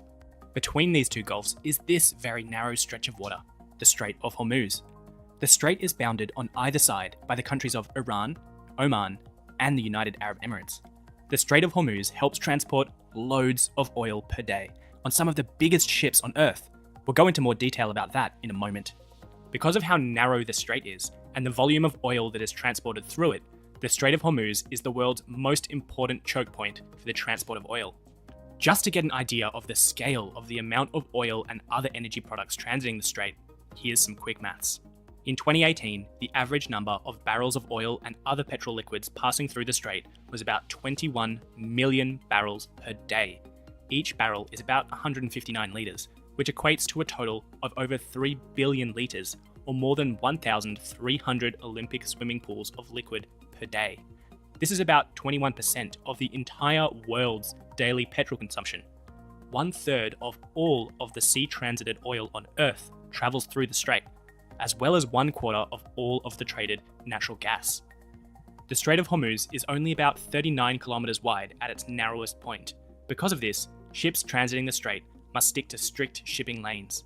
Despite its narrow width, the Strait of Hormuz is deep enough to accommodate the largest ships on Earth, the epically named very large and ultra-large crude carriers. Large ships exiting the Persian Gulf via the Strait of Hormuz have to participate in a carefully choreographed dance. The first shipping lane starts in the territorial waters of Iran. It then passes between 3 islands, which are currently administered by Iran but claimed by the UAE. Next, our supertanker must pass into Omani territorial waters to transit the narrowest shipping lanes in the narrowest part of the strait. Once through the strait, there are more shipping lanes in the Gulf of Oman that can take ships back into Iranian territorial waters. We've talked about how the Persian Gulf is connected to the Mediterranean Sea via the Strait of Hormuz, but actually in 2018, about 76% of the crude oil transmitted through the strait headed the other direction, to Asia, and most of that went to only 5 countries: China, India, Japan, Singapore, and South Korea. To get to the large markets in East Asia, oil tankers usually have to traverse another oil choke point, the Strait of Malacca, which we might talk about in another video. So the Strait of Hormuz is narrow, so narrow that it falls within the territorial waters of the boundary countries. This means that any incidents within the strait have the potential to shut down transit, or at worst, to spark conflict between countries. Just a few months before the release of this video, there were attacks on ships in the Gulf of Oman, near to the opening of the Strait of Hormuz. Incidents like these threaten the stability of the strait and increase tensions between boundary countries. Now we know just how important the Strait of Hormuz is to global oil trade, we can imagine just how damaging any disruption to the flow of oil through the strait would be to countries reliant on receiving the oil and on those countries reliant on the income from selling oil. So, Ben Gurion you can Canal. put 2 and 2 together. Anybody? Right? And that's supposed to be a thing, right? What? You know, Ben Gurion. Yes. Which is to get around this particular shipping thermopylae, right, but this if you is will. but this is kind of a different area though. But you can argue this is kind of you can argue this is part of the greater Israel plan, sure. Yeah. But I think more immediately, it's still the idea of like oil trade is very big in this part of the world. Which is mostly affiliated with Iran. Right. And any issues with that, you can guess what's going to happen. But if the Ben Gurion Canal existed, this wouldn't be as powerful a thing, because Israel would then own that port that would allow you passage, and you don't have to go through Iran and Yemen's missiles, you know? Right. But kind of what I was saying before, this is in part what makes Iran rich. Yes. So, so don't think that Iran is this backwards country that you're hearing in the media. That's what the higher ups want you to think, so that it's easy for them to make the justification of bombing the place without necessarily mentioning this piece, which ultimately affects us. So, and that's my guess why Trump was kind of crashing out over the weekend, because someone probably told him, yo, like, you need to chill with Iran, because if we can't get our oil, that's going to affect us, and that's going to affect our wallets. Right. So the US, in our way of what the fuck, asked China to stop Iran from closing the Strait of Hormuz. So this is from the BBC. We don't like independent mainstream media that much, but I couldn't find it anywhere else on other independent media sources. So yeah, we got to deal with the BBC for this. So put on your "Where's the BBC" bullshit glasses as we go through this article. You know, right? But it's general. I think it's general enough that I think it's okay. I feel you. So they're good with general shit, but not with more detailed shit. So, but anyway, U.S. Secretary of State Marco Rubio has called on China to prevent Iran from closing the Strait of Hormuz, one of the world's most important shipping routes.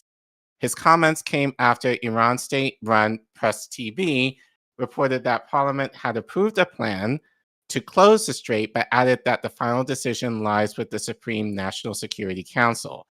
Any disruption to the supply of oil would have profound consequences for the economy. China, in particular, is the world's largest buyer of Iranian oil and has a close relationship with Tehran. Oil prices rose following the U.S. attack on Iranian nuclear sites, with the price of the benchmark Brent crude reaching its highest level in 5 months. I encourage the Chinese government in Beijing to call Iran about that, because they heavily depend on the Strait of Hormuz for their oil, Rubio had said in an interview with Fox News on Sunday. If they close the straits, it will be economic suicide for them. No, for us, you mean. And we retain options to deal with that, but other countries should be looking to that as well. It would hurt other countries' economies a lot worse than ours. Around 20% of the world's oil passes through the Strait of Hormuz, with major oil and gas producers in the Middle East using the waterway to transport energy from the region. Any attempt to disrupt operations in the strait could send global oil prices skyrocketing. Oil prices jumped briefly when trading began on Monday, with Brent climbing to $81.40 a barrel in dollars. However, it then slipped down to around $76.30 below where it had started the day. In his post on Truth Social platform on Monday, U.S. President Donald Trump said, "Everyone, keep oil prices down. I'm watching. You're playing right into the hands of the enemy. Don't do it." Saul Kafanik, head of research. Why would you? What MSD, a fucking stupid. First of all, what is it? The double, triple, quadruple, quintuple bluff? What are you? You're like, you know, Iran can read. They can read. Like, they just go, oh, so the oil thing's working. Got it. We'll keep that up. You know, right? Like. Okay. No, but this is what I mean, that he was crashing out because he realized the implications of what he did by bombing Iran. So, and I'll get more into it later, but Iran could very well say, okay, you bomb us, fuck your oil, you know? Right. So, let your prices go up. We don't give a fuck. So, but anyway, Saul Kafanik, head of energy research at MST Financial, said the U.S. is now positioned with an overwhelming defense posture in the region to be prepared for any Iran counterattacks. But the risk of oil prices is the situation could escalate severely further. The cost of crude oil affects everything from how much it costs to fill up your car to the price of food at the supermarket. China, in particular, buys more oil from Iran than any other nation, with its imports from Iran surpassing 8 million barrels per day last month, according to data by ship tracking firm Vortexia. Other major Asian economies, including India, China, Japan, and South Korea, also rely on heavily on crude oil that passes through the Strait. Energy analyst Vandana Hari has said Iran has little to gain and too much to lose from closing the Strait. Iran risks turning its oil and gas producing neighbors in the Gulf into enemies and invoking the ire of the keen market China by disrupting traffic in the Strait, Ms. Hari told BBC News. The U.S. joined the conflict between Iran and Israel over the weekend, with President Trump saying Washington had obliterated Tehran's key nuclear sites, which actually wasn't true. Bullshit. Yeah. However, it is not clear how much damage the strikes inflicted, with the UN's nuclear watchdog saying it was unable to assess the damage at the heavily fortified Fordo underground nuclear site. Iran has said there was only minor damage to Fordo. Trump also warned Iran it would face far worse future attacks if the country did not abandon its nuclear program. On Monday, Beijing said the U.S. strikes had damaged Washington's credibility and called for an immediate ceasefire. China's UN ambassador Fu Kong, I guess that's how you say its name, said all parties should restrain the impulse of force and add fuel to the fire, according to state-run CCTV report. In an editorial, Beijing state newspaper Global Times also said that U.S. involvement in Iran had further complicated and destabilized the Middle East situation, and that it was pushing for the conflict to an uncontrollable state. So I have some thoughts on this, because basically, as I said earlier, the U.S. is asking China to do a solid and not close the Strait. But that in the guise of, oh, it's going to affect every other country in the world. Well, who says that Iran would close the Strait completely? You know, it can very well continue to give oil to China and India, especially since those are BRICS nations. But basically to the US, just basically say, fuck you. We ain't giving shit to you or anyone in the West. You know, and as we know, China has said that they would support Iran if the U.S. continues to escalate. Pakistan has also said that they would get into it too. So, so really Iran, in my mind, now I'm not good at geopolitics in this way, but again, the U.S. is saying, don't close the Strait at all. But who's to say that Iran has to? If they're going to say, they can very well say, fuck you to the West and not give oil to them. So not sure exactly how that would work, but in my mind, that's what they can do. Any thoughts? Nope. Okay. Nope. So shout out to Nico again, because he did report on this. And he breaks this down a little bit more. So let's see what he has to say regarding this, and then we'll talk about it.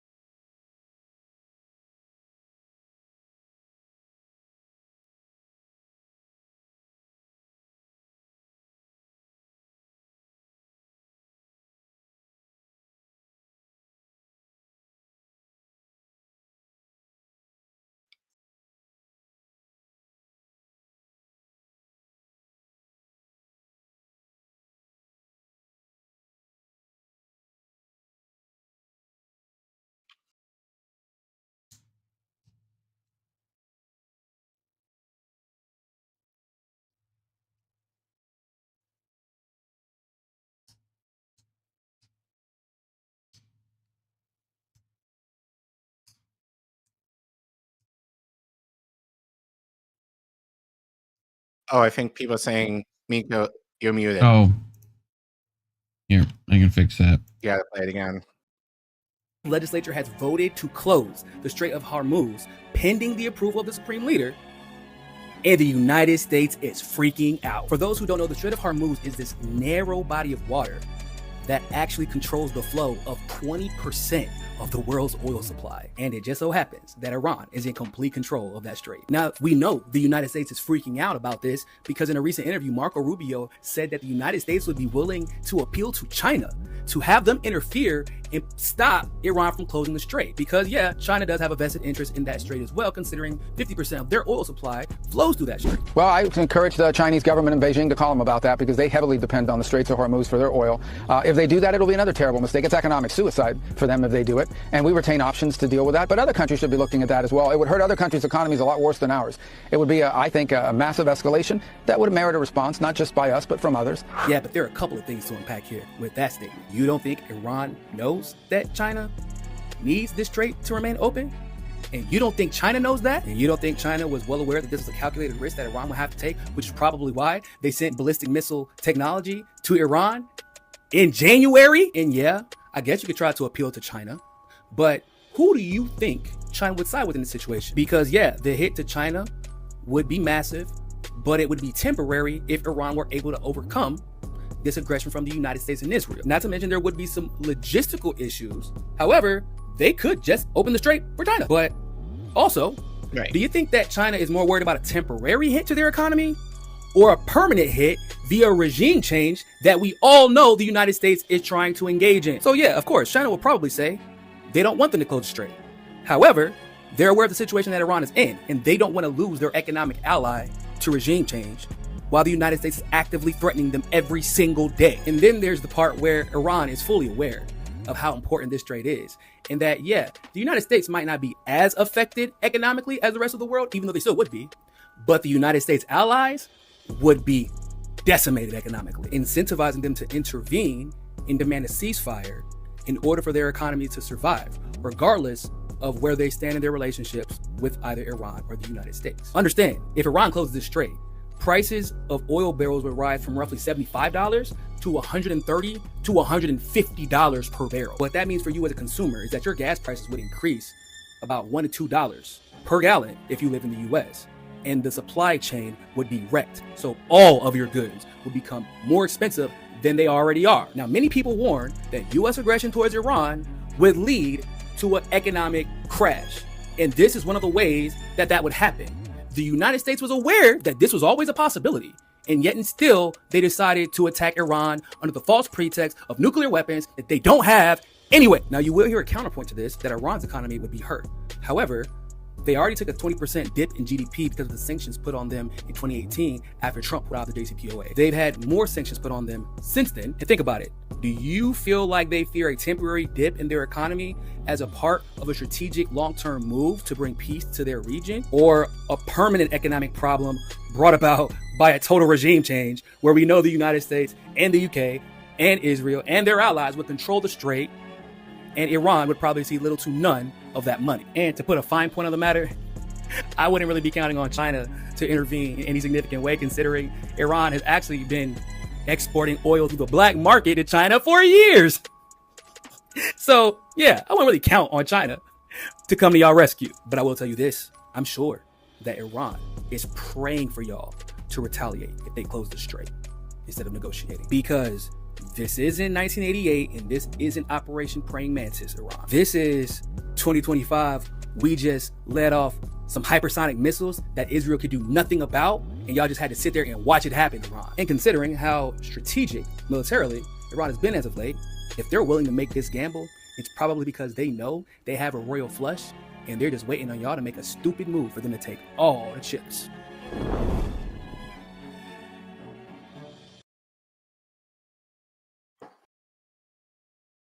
Well, any thoughts? I mean, interesting theory, you know? Like, we'll see how much China is willing to throw in on that bargain, you know? Well, I do want to get into China a little bit because this is kind of part where this is the part where I was like, when I first heard the story, it's just like, US, what the actual fuck you doing? Because the U.S. compared to what they're saying, oh, we don't want the world's economy to be affected. The U.S. is saying, oh, we don't want the world's economy to be affected. They don't give a fuck.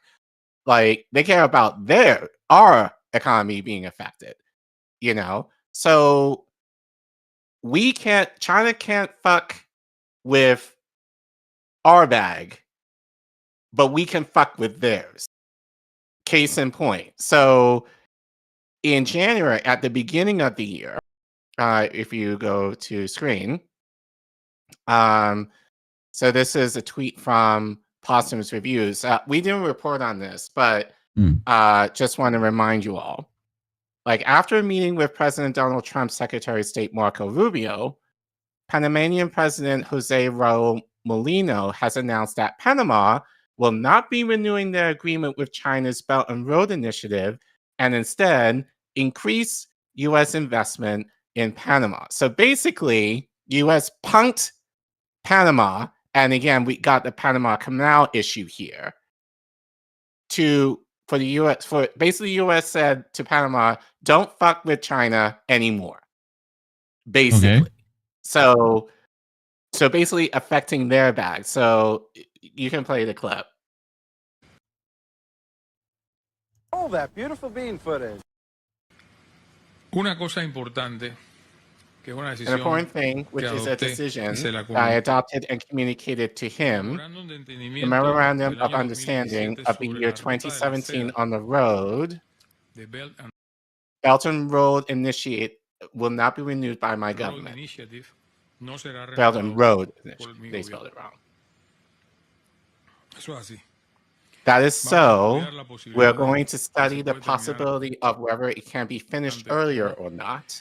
But I think it's his turn in 1 or 2 years to renewal because it's ever there. So this initiative that was signed,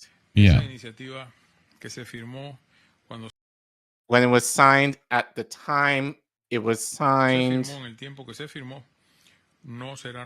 will not be renewed by my government. I believe that this visit paves the way for building a new stage of relationships. That's how I see it. That's how I felt about it on behalf of the Secretary Rubio. And that, at the same time, try to, as far as possible, increase U.S. investment in Panama. I explained a series of infrastructure projects that the government has in portfolio folder on the grounds that, and at the time that the bids are made, that will start very soon. Well, can be entered. So, yeah. So basically, as I said, the U.S. fucked over China's bag in Panama regarding the Belt and Road Initiative. So basically, the U.S. said, "Don't fuck with China anymore. We will be the ones to provide you the means for the infrastructure that you need. Don't deal with China anymore." So basically, this punk ass bitch was like, "Okay." You know, so it's funny how the U.S. has a right to tell other countries don't fuck with China, you know, but now we're saying to China to prevent our bag, you know, tell Iran not to close the Strait. So plus, and we know this, given the tariffs that the U.S. has placed on China in the last couple of months, you know, so this is kind of like the fuck shit that I was saying before. It's like, how dare the U.S. have the right to feel like, oh, we could tell other countries what to do, but yet we are able to fuck with everybody else. So I wanted to play this clip because this went viral. This was over like how, you know, especially on TikTok, there was a lot of people who were like, due to the tariffs, that the Chinese were basically like, oh, you know, the shit that you were buying that you thought was expensive? No, we were actually making them, and we were actually making them for this much, and you were stupid for paying this much in order to get the goods that you want. So there was a lot of talk with the Chinese basically pulling behind the curtain, basically saying, you know, the expensive shit that you thought was actually worth this much actually cost like pocket change. It's just that the West was upcosting the cost because for profit. So, but I forgot what his guy is, but I know it's a higher up in the Chinese government. So this is in the UK where they talk about the tariffs and how it would affect them.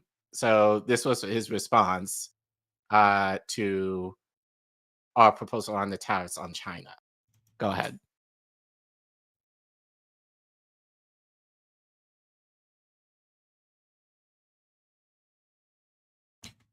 How about with sound? That would be good.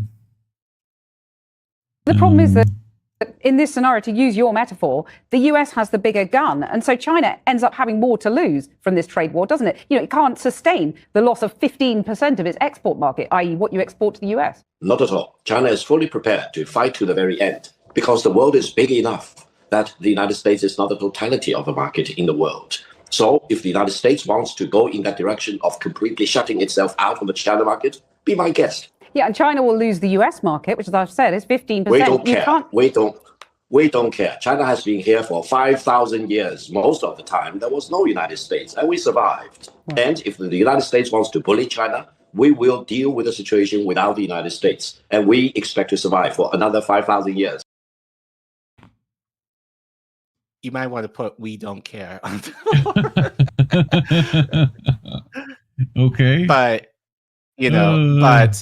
I imagine, like given China's stance, because the tariffs have not really affected them that much. Basically, they were like, fine, we don't have to.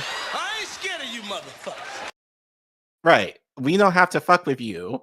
Right. And, so I think given that, like China can easily give a fuck you to the US regarding their favor in what they're proposing, but basically, it's funny how the US is using China to be like, you tell Iran not to close it instead of telling Iran directly to close the Strait, not to close the Strait, or at least go into some type of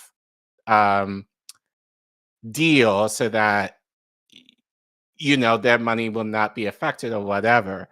But I think you mentioned the Ben Gurion Canal, the Great Israel Project. Yes, it's not been said, but you can get the implication of all of that regarding how rich this strait is, especially since Iran owns it. So that's not said, but that's probably part of the Greater Israel Project, is that they're able to own this strait as well. So they're able to control the waterways on behalf of the US as well. So again, don't believe the hype that Iran is a backwards third world country. It is not. Given even in this, you can kind of tell that they have money in order for it to be as rich with the oil that, that one, they're able to produce, but two, able to ship basically anywhere in the world. But again, this is just kind of the example of like,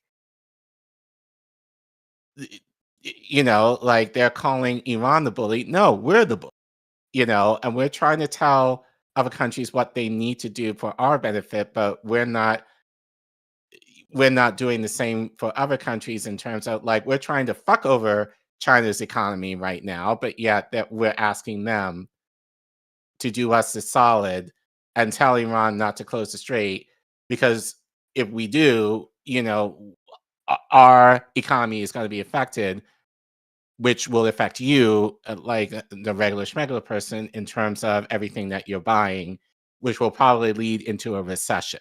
And if people have been saying that we've been heading into recession at some point later in the year, but this will. We've already been one. I would argue we've been in one, but this would. This will speed this up. Any last thoughts before we shut down this segment? No. But Good luck. but I know our audience is smart. So like, here oil, you can easily make But I felt this was important to share because I don't think anyone in mainstream media would talk about this, right? Other than like the BBC. But I think it's important to make the case as to why, again, why we're willing to go to war with Iran given the resources. So once again, colonialism makes its way into the Middle East and trying to exploit a resource that we don't have a right to exploit.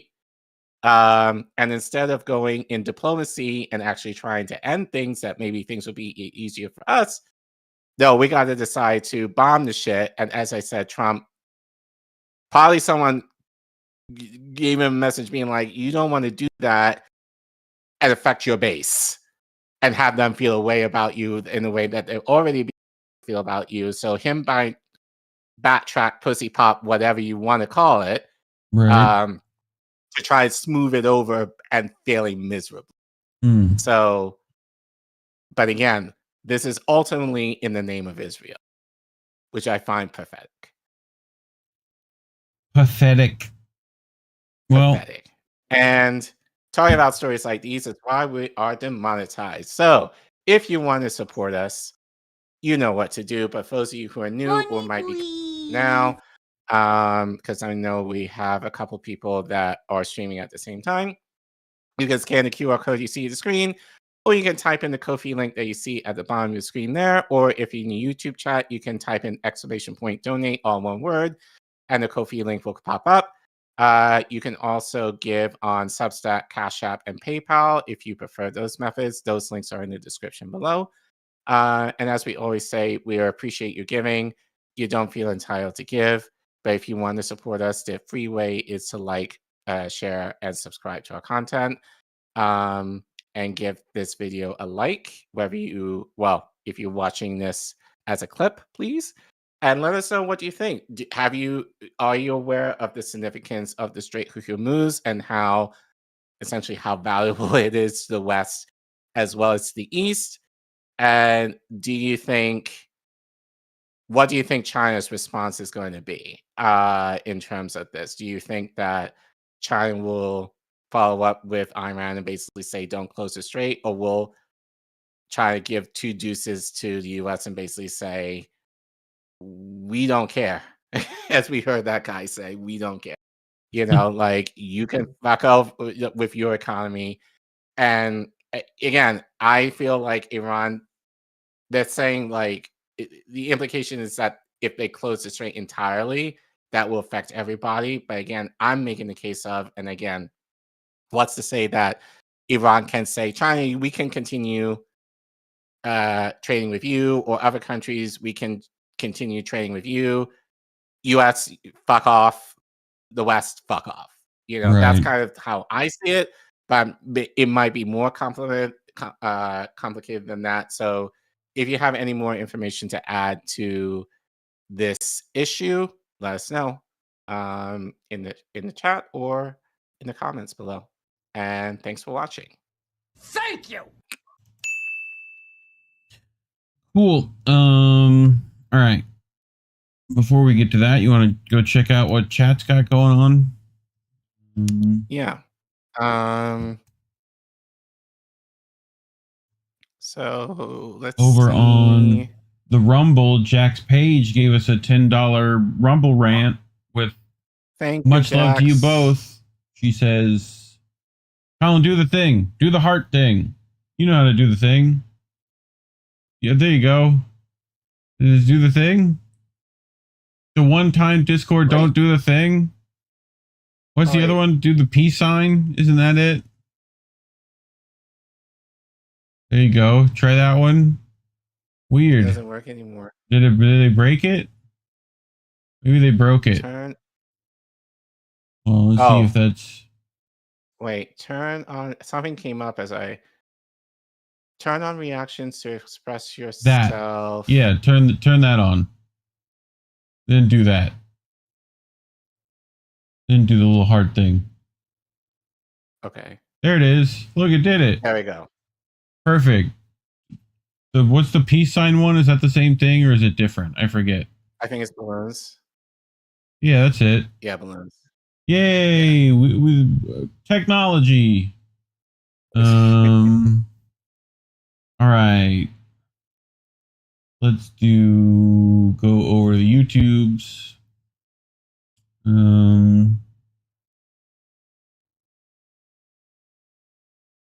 Mantis said, "Hey, Collin just bought eyeglass frames similar to yours. You know, hope that doesn't cause you any trouble if I do something dumb and people confuse me for you." Unless you're black and bald, I don't think that's going to be an issue. Oh. Black, bald, and male. So, yeah. Male identifying. So, no. Well, any serious length of time, likely a global depression. Says Kieran Pine. Anything over on the Substack? No, but people are jumping in and out. It's nice. Sean says technology. Very good.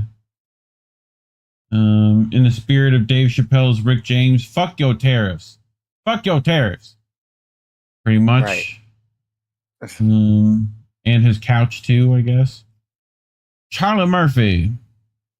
All right. Let's get to our next one. Right. I find it funny every week we manage to do this, Care Bear, where all our stories somehow like link up, go together. We don't intend to do that necessarily, but somehow it always manages. But I just, things are happening in Iran. Feel free to check our channel for plenty of updates on that. But this is from Vanessa Beeley, right, over on Substack. And she writes, "Oh, look, a think tank manufacturing consent to bomb Iran with tactical nukes. Trump is considering a tactical nuke attack on Iranian soil, which will have apocalyptic consequences." So you're wondering what Marco Rubio said when they have options. This is one of the options. So, okay. You know, just things are going to happen. But this is from the Atlantic Council, right? So Vanessa finds this on the 19th of June. The Atlantic Council published this hit piece against Iran by Jonathan Panikoff. I would panic on, in fact, is what I would do. I would on panic. So they write, if diplomacy and Israel's efforts fall short, Trump should bomb Fordo to end the war. Right? But they don't just mean any bomb. Right? So here this article writes that the Israel-Iran war is coming down to a single question: what should be done about the hardened Iranian nuclear facility at Fordo? If Israel lacks the capability to destroy it, and if a diplomatic solution is not realistic, then U.S. President Donald Trump should authorize the U.S. bombing of Fordo and other remaining nuclear program infrastructure in Iran. But doing so must come with a condition. Israeli Prime Minister Benjamin Netanyahu declares Israel's objectives accomplished and ends the war. There are three options to end Iran's nuclear program. The first and most preferred is diplomacy. If Iran is willing to come back to the negotiating table, as Trump has sought, and as Iran reportedly might be willing to do, despite public protestations, then it must do so from a starting point of giving up its right to domestic enrichment and agreeing to dismantle all of its nuclear sites. Moreover, the dismantlement should be undertaken by international experts, not by Iranian personnel. The second option is Israel. Hold on. Yeah. Oh, wait. So Iran is being asked to dismantle their international nuclear sites, but not Israel? Right. Make that make sense. It doesn't. Also, that Trump is willing to negotiate. He was the one who blew these plans up to begin with. Anyway, the second option is Israel striking on its own. Again, this is the Atlantic. Already in this war, the world has been Israel's military and operational ingenuity. If it exists for Fordo as well, then Israel should be responsible for applying it without further aid or support from the United States, despite Israel preferring assistance from Washington. Right. There is a third possibility. If Israel lacks the capability to destroy Fordo, and if diplomacy is insufficient, then the United States will have to make a choice to bomb Fordo. If not, it should bomb. The effectiveness of GPU-57 has been a topic of deep contention at the Pentagon since the start of Trump's term, according to two defense officials who were briefed then that perhaps only a tactical nuclear weapon could be capable of destroying Fordo because of how deeply it is located. Any questions? No, I just think, again, it's just, why is it all on Iran to do the shit? Like, why can't Israel, like, do what they... Oh! Who are these people?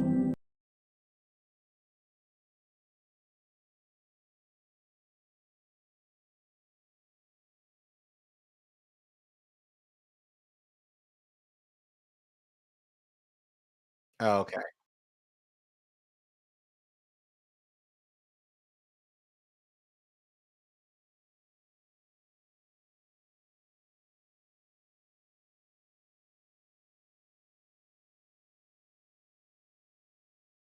Right. No.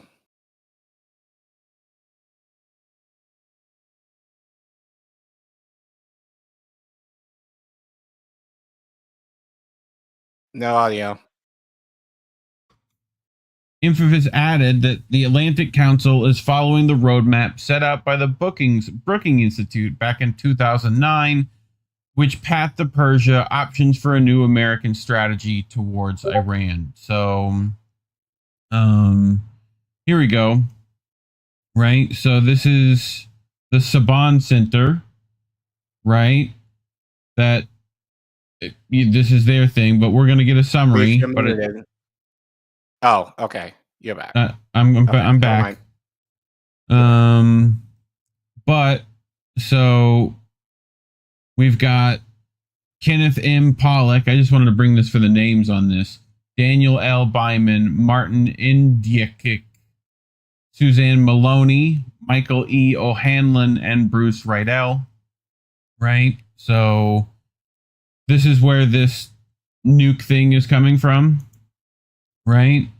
So this is taken from an article by Brian Berletic summarizing the chapters of the Brookings strategy paper. There are entire chapters regarding diplomatic options, which laid out plans to appear to engage with Iran in a deal regarding its nuclear program, unilaterally abandoning the plan and then using its failure as a pretext to apply further pressure on the Iranian government and economy. There are chapters that detail methods of creating unrest within Iran, both by using U.S. government-funded opposition groups. Chapter 6, The Velvet Revolution, supporting a popular uprising, and even though supporting U.S. State Department-listed foreign terrorist organizations like the Mujahideen.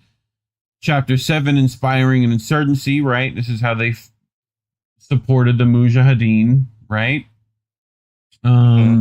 Other chapters detail a direct U.S. invasion and a smaller scale air campaign. Finally, a whole chapter is dedicated to using Israel to trigger a war the U.S. could then appear reluctant to wade into afterwards. So, any questions? Okay. Well, it just makes me think, because there have been reports, and shout out to Fee, I think she was the first one who said this, at least online, that the U.S. has been doing drills on Iran since last year under Biden. Yep. So, and they didn't win, who's did to they? Say that, what's that? They didn't fucking win, did they? No. Like, but somehow Trump has taken over the plan. So we covered that where it was like they literally had they had to make the Iranian-China alliance counterpart Like they had to handicap them. You know, like 3 to 4, and like the dude quit. He's like, "You're making this too hard. This is dumb. You know, this is not how it would work." And they still lost. Right. Like, anyway, someone will tell me that little operation. I mean, as I said, war is bipartisan. So now the Atlantic Council steps in to manufacture consent for the use of American tactical nukes against a country that does not have nuclear weapons, just as Iraq did not have WMD, or Syria did not use chemical weapons against the Syrian people, or Gaddafi's troops were not on a Viagra-fueled rape spree in Benghazi. In 1981, the Zionists bombed the Osirak alleged plutonium reactor in Iraq with war jets from the United States. As a result, the Begin Doctrine dictates that any Arab nation that threatens Israel does not have the right to develop nuclear weapons. Recently, it has been proven that the nuclear watchdog, the IAEA, has been feeding information to Israel about the Iranian nuclear program. They have also gone on record to inform us that Iran is not developing a nuclear weapon, only after they had found that Tulsi had said. Only after they had fucking backtracked on. Which found that Iran is not compliant with its obligations. Cock and bull story that also manufactured consent for the Israeli aggression against Iran. So, yeah, just put that. That should be Vanessa's like tagline on everything. Just cock and bull story. You know, put that on the gravestone. You know. On the same day that Atlantic Council published their fabricated narrative to facilitate the use of American force against Iran, outlets like the New Republic also came out to nudge public support for these strikes. The Trump administration is reportedly considering nuking Iran. The Guardian on Wednesday claimed that the U.S. military has reservations regarding the success of using a bunker buster bomb, a non-nuclear weapon, to eliminate Iran's Fordo nuclear facility buried deep in a mountain. 2 defense officials were reportedly briefed that only a tactical nuclear weapon could reach the facility, but the Guardian noted that Trump is not considering using a tactical nuke. On Thursday... No, because he wants to be sloppy with it. Just Yeah. Yeah. On Thursday, Fox News senior White House correspondent Jackie Heinrich reported that the White House told her otherwise. "I was just told by a top official here that none of that report is true, that none of the options are off the table, and the U.S. military is very confident that bunker busters could get the job at Fordo," Heinrich said. So, what happened though, Care Bear? Anyone remember? Do you remember what happens? Before and after Fordo. Oh, right? That was barely any damage. Right, I'll find it. So I'm getting it. I have it together. Here it is.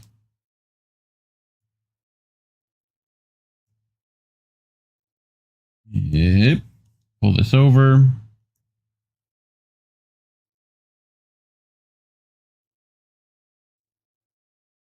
There we go. Come on. And I just have to zoom these real far. If it lets me. There we go.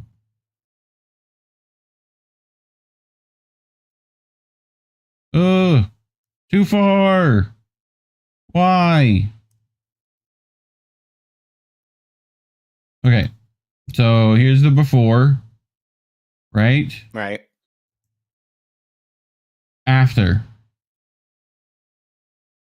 Besides before. Ash or smoke or whatever it is, no change. After.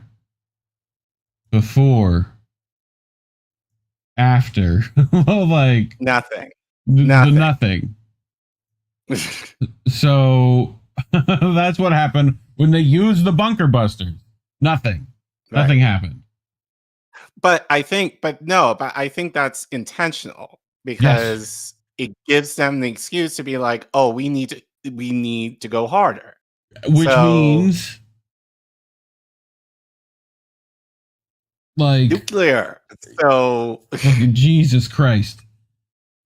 What might this lead to in the region? Vanessa says Iran is surrounded by U.S. bases. If the U.S. could attack Iran directly and with tactical nukes, there will be an immediate reaction from all resistance factions in the region, Yemen, Iraq, Lebanon, and even from factions inside Saudi Arabia, Hijaz. The following was written by Enemy Watch on Telegram with reference to the U.S. Zionist threats to assassinate Ayatollah Khamenei, but it appeals to the use of tactical nukes or any aggression against Iran by the U.S. alliance. Right. Man, why do they gotta put their country right next to all our fucking bases like that? Care Bear, why do they gotta do that? Okay, it's their fault, clearly. Right. They're the aggressors. Right, but here's the thing though, like either way Iran is in it, damned if they do, damned if they don't, because they don't have to. Iran, I think right now has been somewhat restrained. Like, you know, if they retaliate, even with like a tactical nuke, but I think that's what they want. Like, that's what the U.S. wants. The U.S. wants Iran to retaliate, and so far, they haven't really done anything yet to kind of justify it. But like, you know, but if they don't do anything, if Iran doesn't respond, like militarily, it will just give us more of an excuse to be like, oh, we can go harder, you know, and actually use like a nuclear weapon. And so, you know, so it's like Iran, so it's kind of like Iran, like, what do you plan to do? Do you want to escalate, or the possibility of escalating that hard, or retaliate even though these tactical nukes aren't doing any damage? So it's kind of like, I hate saying that, I hate using the lesser of the two evils, but that's kind of where Iran is at right now. It's like, which shitty situation do they prefer to be in? You know, because as we said, you know, like the US is not looking for them to, well, more Israel is not looking to, you know, a ceasefire, like compared to what Trump says. So they're looking to nuke the place. Right. So it's just a question of what Iran is going to do. So it sucks for them right now. Yeah. Like, unless the other countries, as we said, China is willing to get into this, Pakistan is willing to get into this, and you know, like, and that's gonna, yeah, it's just a mess. Yeah. All around. Again, by the hand of Israel. All of this by the hand of Israel. So here, this is from Enemy Watch, right? So those who are crafting narratives and planning actions must understand, even contemplating the assassination of the supreme authority of the Shia world, who holds a position second only to their 12th Imam, along with targeting regional communities and the resistance front, would not merely be catastrophic, it would unleash a doomsday scenario. The statement by Ayatollah Sistani confirmed that the ongoing aggression would lead to deadly consequences for the entire region. Ayatollah Arafi warned a potential collective jihad fatwa as the escalation continues. Ayatollah Noura Hamadani cautioned that the situation could spiral into dangerous escalation, while Ayatollah Makram Shirazi issued a stern warning about the widespread havoc that could ensue.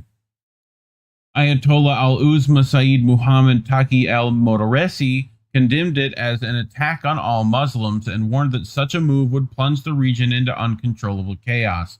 Ayatollah Nasr Makram Shirazi emphasized that the existence of the leadership, it is sacrosanct principle of our creed, and called for the decisive action to assure that the enemy never dares such threats again. Sheikh Akram al-Kaab, head of the Hakrat al-Nujaba in Iraq, issued a fiery warning. If you so much as touch a single hair on the head of the nation's guardian, Imam Khomeini, then all of your direct and indirect interests will become legitimate targets for us. Like, he declared Trump the face of Dajjal, vowing generations of revenge and labeling the threat a red line for the entire Islamic resistance. Sheikh Naim Qasim, Deputy Secretary General of Hezbollah, called the U.S. threat against Imam Khomeini an attack on all the peoples of the region and the free people of the world, affirming that Iran's leadership remains a beacon of faith, resistance, and sovereignty. Haj Abu Ali al-Askari, senior commander of the Kataib Hezbollah in Iraq, issued a strategic warning. If the United States enters this war, the madman Trump will lose every trillion he dreams of seizing from this region. Yemeni's leader Saeed Abdul Malik al-Houthi has reaffirmed the country's commitment to intensify attacks in response to ongoing threats. Hezbollah has mentioned the few nation does not who Imam Khomeini truly is. The Shia Council of Lebanon called the attack a direct threat to Islamic sanctity and dignity, a sentiment echoed by the Hazwa of Najaf. Iraqi Hezbollah warned threatening Imam Khomeini's likeness leads to devastating consequences. They said that they know Iran has the capability to sustain long-term missile attacks against Israel and can target U.S. interests in West Asia. Any American involvement in this conflict, he stated, would bring unprecedented destruction. Iranian government said if the enemy dares to harm the leader of the Islamic Revolution, it will face widespread and uncontrollable reactions from the people of the region. Any foolish act targeting the leader will place all of the enemy's interest in the region in serious danger. The address from the Muslim Brotherhood to Imam Khomeini should be widely circulated and emphasized across all media outlets and presented to political analysts. The enemy and its planners must now understand this is not merely the beginning. The dark storm has already arrived, and what lies ahead may be even more catastrophic. Iranian Foreign Minister Saeed Abbas Araghchi has stated on X, the Iraq heavy water reactor, a facility under comprehensive IAEA safeguards and under construction in strict accordance with the technical specifications agreed upon in the Joint Comprehensive Plan of Action to eliminate any proliferation risk, was bombed yesterday in broad daylight by the Israeli regime. As the Security Council convenes today, it is imperative that it upholds and enforces its own resolution 487 adopted unanimously in response to the Israeli regime's 1981 attack on Iraq's nuclear facility. The language in this resolution is unambiguous. Any military attack on nuclear facilities is an assault on the entire IAEA safeguard regime and ultimately the NPT. It applies not only to past actions, but also to future conduct, setting a clear legal standard against the use or threat of force targeting safeguarded nuclear installations. If the Council now fails to act, it must explain to the international community why its legal principles apply only selectively on such a crucial matter. It will also hold ultimate responsibility along with the Israeli regime should the global non-proliferation regime one day collapse. Thoughts, Care Bear? So, we're fucked. Reuters is joining in, also producing fabricated reports on the capitulation of Iranian officials and the recommencement of negotiations, as Ayatollah Khomeini said, telling the Iranian nation to surrender is not a rational statement. End quote. The sane voices are in the East, not in the West. Dr. Victor Gao, Vice President of the Center for China and Globalization, condemns Israel's military strikes in Iran, calling it a war of aggression. He says China deplores the attacks and urges both Israel and the U.S. to stop escalation. Gao defends China's relationship with Iran, rejects U.S. sanctions, and warns that any further aggression could destabilize the entire region. And when asked whether he feels economic war will affect them, he says, "We don't care." You remember this, right, Care Bear? If Trump greenlights this insanity, we enter a new stage in what will eventually be a global war. The use of tactical nukes to destroy an alleged nuclear facility could release deadly contamination across the region. I am no nuclear scientist, but I am anxious that the Zionist rabid regime is leading the U.S. into a war they cannot win, but which will plunge the world into an eventual oblivion from which there will be no return. As the Lebanese political analyst and journalist Marwa Osman has written on Twitter, when diplomacy becomes a decoy for genocide and journalism becomes a call to mass murder, Jonathan Panikoff openly advocates bombing Iran's Fordo nuclear facility, a sovereign site on Atlantic Council, just because Trump's fake diplomacy didn't get Israel the upper hand. This isn't analysis, it's criminal incitement. Let's be clear, Israel is losing the war. Its Iron Dome is cracking under pressure, scrambling to intercept the rain of missiles from Iranian forces that multiply by the day. America, if it listens to bloodthirsty warmongers like Panikoff, will only dig a deeper grave, not for Iran, but for the sons and daughters of its imperial army, whose flag-draped coffins will come home as a grim receipt for endless war. Calling for airstrikes on another country because your apartheid proxy failed to win is not policy, it's terrorism in a suit and a tie Johnny boy. We see you, Jonathan, and history will remember which side chose life and which side begged for annihilation. Closing thoughts. Iran's fucked. Basically, I'll say this too. The fact that the Iranian people, and again, we did a segment last week where we talked about them, hearing the perspective of them on the ground in terms of the bombing, and given Iran's, how people feel about their government, just like here, is complicated. But again, what's happening in terms of the U.S., war brings people together. So they're going to side probably with their government of what they're doing. So even with the people and having more of a collective stance against what is happening in the West, who's to say that given that kind of coalition that the U.S. may not just decide to bomb them anyway, given that. Right. So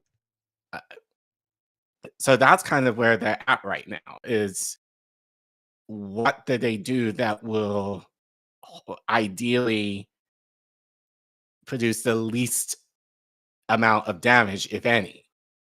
And right now, there doesn't seem to be any good options for them other than if Israel stops what they're doing. So again, it's the idea of Iran, what is Israel planning to do in any of this? And they're not going to let up either. So, but I just hate how everything is kind of placed on Iran and not necessarily on Israel. Again, Israel was the one who started this twice, at least twice. First time, which we reported on last year, they attacked Israel because Israel nuked, unalived one of their negotiators, right? So, and now they're doing it again, and yeah, so it's just all the emphasis is on Iran, and Iran are the bad ones. Iran is the backwards country, and yet Israel is the one that I don't know, just bad all around, and we're not doing anything to bring any diplomacy. We're not looking to be diplomat. We just want to nuke the place for the taking, essentially. Yep. So, and talking about this is probably why YouTube has demonetized us. They have their own economic warfare. So if you want to get around that, and you can go to ko-fi.com/indienewsnetwork, scan that QR code on your screen, or as always, links to donate are in the description below. But, otherwise, we just appreciate some, engagement help, liking and subscribing, sharing the video, like getting that out to people because that's the only way people see it. Leave a comment. Let us know what you think. Otherwise, thanks for watching. We did it. Yay. It's the end of the world as we know it. You should probably put down. And I feel fine. Minus that lyric. I'm not feeling fine. Oh, God. I mean, Kieran Pine in the chat. World's policemen, Globe's gangsters. Yep. That's definitely, as soon as it's about us. So yes, we are. Let's see. Sean, about you, Sean says, personally, I think this was planned to release NATO and Israel because the U.S. knows it spends way too much money on them for no gain. Ukraine was a pull away against Russia. Sure. Chris H, I think Dajjal is the Antichrist for Muslims. Most likely. What is it? What's Satan? Iskal or one of those. But anything else? KYE said, Jesus, that's a lot of our tax dollar monies with wings all over those military bases. Yep. So Sean says Iran has their big boy pants on. For right now, anyway. Yeah. But again, they're in a screwed situation even regardless. Dope. All right. Let's get to our extra one. So you pulled this together right before the show started.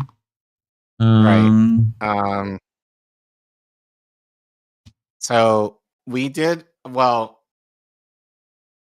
there's going to be enough people talking about the New York City memorial race over the last 48 hours. Yeah, I didn't want to headline it. We'll throw it on fucking page D. No, go to we're page not D. headlining. We're not headlining. We're not headlining the election per se. We're headlining the responses. We're just reminding people how things work. And there's a reason why, because I'm sure a lot of you know us well enough to know that we do not engage with the electoral BS. And it's just crazy to me how even in our space, we get caught up in it every single time. I get it.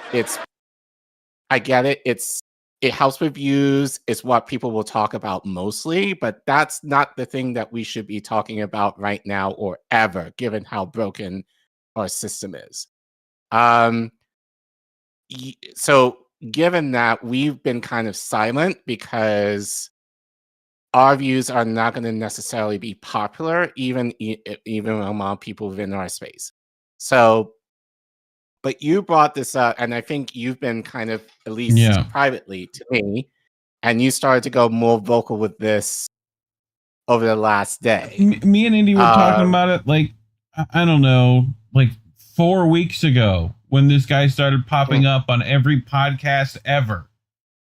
All right. Like, we're like, and then you just start doing just assume your politician, especially if they're in the Democratic Party primary, especially, but like any party at this point, just assume that they're a waste of time and an op at this point. Start there. If you want to work towards innocence, be my guest. But like, I don't got time for that. Err on the side of paranoia. Very simple. Anyway, I hate this timeline. Don't fall for the Zohan. No one allowed near power will fight for you. Please stop looking to politicians to save you. Look, SheerPost. The fuck you doing, SheerPost? We need to do politics. No, we've been there, done that. Just throw it out, try something else. Ugh. Anyway, so I have a little bit. I think I put in a little bit more from you later, but yes, I have this. But before we get to those, I have a bunch, so I might as well. You might as well start them here before we get to the meat of it. So there's. Did it go? Button press. There we go. So we have this, right? I'm once again asking you to support an already compromised politician. A message from Bernie Sanders for fucking Zohan. Right? I mean, is it making sense yet?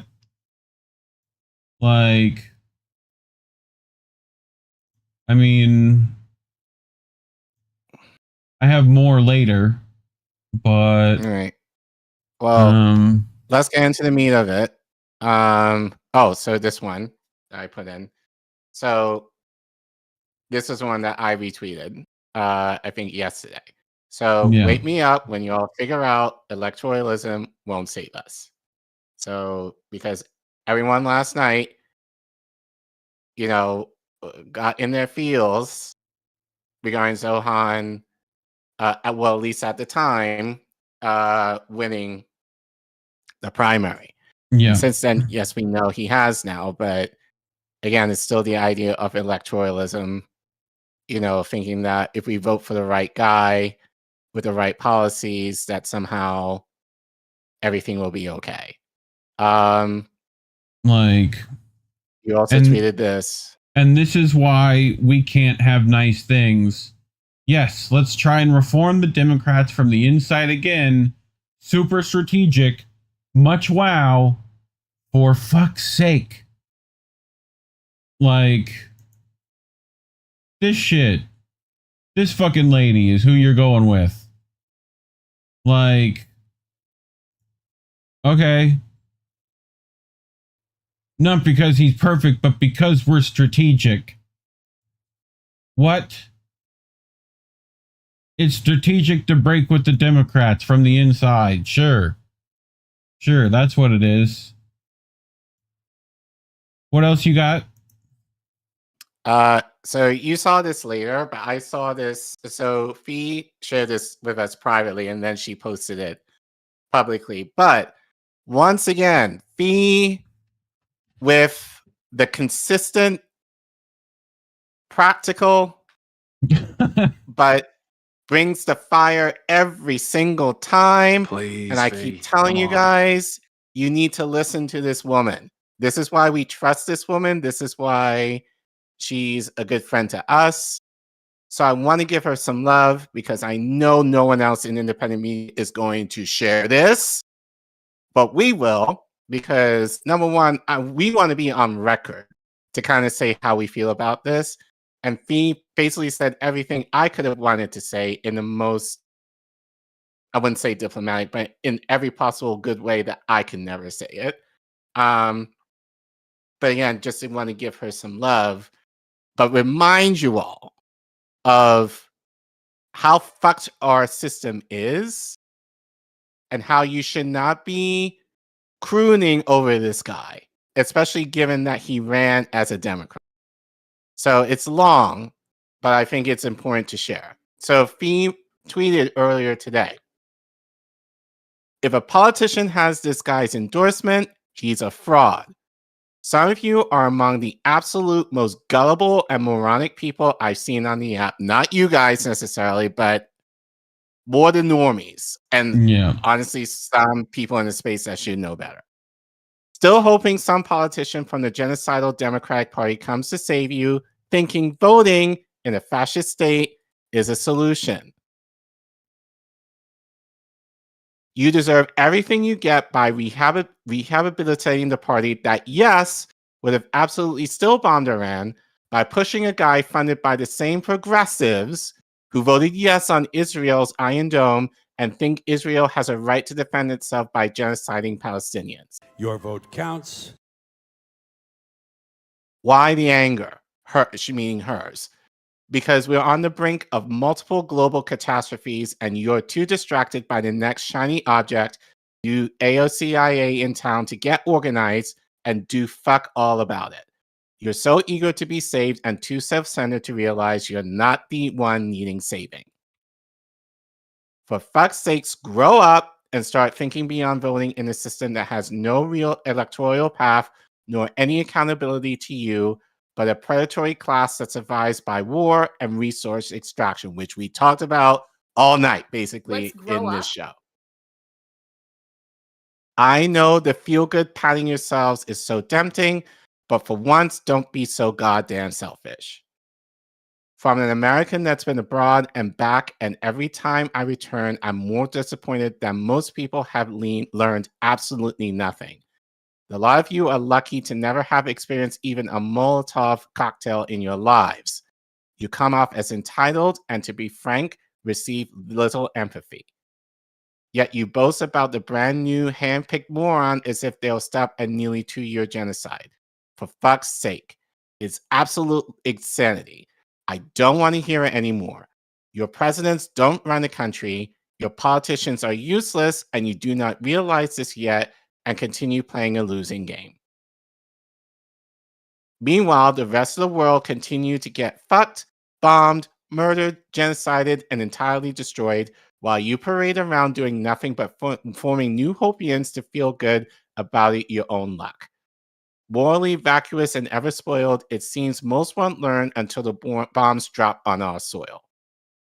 And for the record, if the aim is to troll Zionists or make fun of them, and that's fun for you, that's great, have fun. But the world needs you to wake up, grow a pair, be serious, and do everything in your power to stop the US, NATO, and Israel from annihilating the world, unless you want to wait until it annihilates you. And this actually... Open your eyes, time to wake up. Enough is enough, is enough, is enough. Actually, this is what I wanted to share. This, I think, is the most important, because this is the bullshit that I was seeing today. Because even within our space, everyone was like, "Oh, we don't. While we know it's not good for the Zohan to win, American, you know, bullshit. It's good for the Zionists to be kicked down a notch." Like, no, like Zionists are not going. It's not like the Zionist lobby is going away because Zoran is going to be or on his way to becoming the new mayor. They still have the influence, they still have the power, they still have the money. And so you shitting on them is not going to help matters, and it's not going to make this Israel problem go away. So, I mean, and I saw that a lot today, and I'm like, you dumb motherfuckers. Like, and some of them should know better, because I get it, I get the temptation, but it's not helping matters at all. Like, it's not as if, like, it's not like they're going to go away anytime soon. But anyway, another perspective, and she tweeted this from Enemy Watch. Over 4,000 Iranians are fighting and suffering, many lying wounded. More than 277,000 Palestinians have been martyred, injured, or disappeared from population data. Nearly 10,000 Lebanese have been affected or are still suffering. Between 10 to 15,000 Syrian Alawite have been martyred. Hundreds in Yemen have also sacrificed everything. And yet we feel zero shock, zero urgency over who got elected in New York City. Why was he elected? What will he do? For whom will he act? He is part of the same democratic machine bombed Saeed Hassan Nasrallah and countless others. If your conscience isn't shaken, if your breath isn't caught in your throat with the blood of nearly 300,000 victims spilled by Zionist imperial hands, then maybe your research is just an escape from reality. We don't need any more mayor or president. Nandami condemned both Hamas and the Zionist entity, just like the so-called international court that issues arrest warrants for both Ismail Haniyeh and Netanyahu at the same time, equating the oppressed with the oppressor. We don't need symbolic voices or polished academic gestures. Watermelon emojis won't stop the genocide. People are dying every day. And yet these velvet glove commentators still hesitate, still balance their words as if justice requires neutrality between slaughter and survival. Yeah. And I feel like in a lot of ways, you probably will agree with me that Sorham was a pleasant distraction from what's happening in Gaza, from what's happening in Yemen, from what's been happening in Syria, as an excuse to be like, oh, we don't need to worry about this anymore because this seemingly Muslim socialist, and he's not a socialist, by the way, is coming in to save New York. But anyway, Fee is not done. For the record, I know this isn't an official endorsement because she tweeted regards to Chuck Schumer essentially giving thanks for Soham winning the primary. I mean, but is this one like is this an endorsement? Does this count? Who's this? Like AOC? Oh, AOC. Like Bernie practically gave an endorsement, you know? Right. And you notice how long it took them to endorse this guy, but they endorsed Biden like a year and change out from the election. Like, if he was so good, why wouldn't you put your chips in immediately? They only just recently endorsed the guy, AOC, just recently endorsed the guy. So that in all to me is a red flag. You brought up this tweet from Faye as well. Yeah, so U.S. Americans, no one getting bombed gives a rat's ass about your Democratic king. Gross that all it took was PR to rehabilitate genocidal Democrats backed by Israel has the right to defend itself. Bernie and progressives who know capitalize on genocide for political expediency. Jesus, English. So, yeah, I mean, here's Elizabeth Warren weighing in, right? Make your snake noises in the chat. Get those snake emojis out. Bernie and AOC, nothing. Fascism. Very simple. This graphic brought to you by the internet. You're welcome. What else do you have from Fee? I need to finish that tweet. Yeah. The point, he is endorsed by the Democrats and the entire lot who have and will continue to promote war and regime change in West Asia and beyond. If you think this is a win, don't get you've already lost the game. Also, no one outside your bubbles care about your feel-good veneer. Avoid politics. They're more annoyed because you're dumb and can't figure out your way out of a paper bag while everyone else suffers at your expense. Bookmark this tweet when he inevitably becomes exactly the same as every politician. I'll wait for your apologies. I'll also wait. I'll also wait. Right. I'm Spartacus. And the only reason why I decided to do this, because she tweeted this out 4 days ago. This was before all of this went down. But she's talking about Iran here. But she said, we should quickly be mobilizing and organizing people in the states to stand against this war right now more than we ever had stood against any war. Not just protests, but actually economically going after the war machine. Voting is clearly useless when you live in an increasingly fascist state. So thank God I bookmarked this, but and kind of going in with what I said, hopefully if I put it right, I'll come back to it. Yeah, here, I got. Oh no, did I? Oh, I got stuff. I think I put it in after the fact. So I have it on my thing. I'll get to it here in just a second. So this is what it started with. So a lot of people are going to fall for AOCIA 2.0. Please stop making yourself complicit by continuing to vote. Thank you. right? He is truly one of the best speakers the left has ever had, right? So, you know, I was just pointing it out. Anyway, this upset this person, right? Fat fab feminist, you know, one of the Fab Four herself. And if I go to view quotes and I go here, do you want us to roll over and die? Right? I reply, no, I want you to stop taking part in the system that keeps oppressing you. Until you stop giving it power, it will continue. How many times have you thought a politician was good for you only for them to turn right to the shareholders and do their bidding? You can't get the ones who have already been elected to power to stand up for you because they know you will still select a checkbox next election. I know this isn't an easy concept to grasp because voting has solved all our problems before. Direct action, mutual aid, general strikes, making the powerful actually fearful of you, putting wrenches in the gears of the machine, hurting their ability to make money, all much better uses of your effort than electing a political savior and then going back to brunch when that savior eventually sells you the fuck out. Tale as old as time plays. Tale as old as time. Like, Jesus Christ. Guess what, Care Bear? Look here. Look here. We got the Zohan, right? Mamdani, Zohran, right? North Hollywood, California. To the Deborah Schomer Media Group. Care Bear. How much is that amount? Nearly $500,000. $500,000. Almost $500,000. $250,000.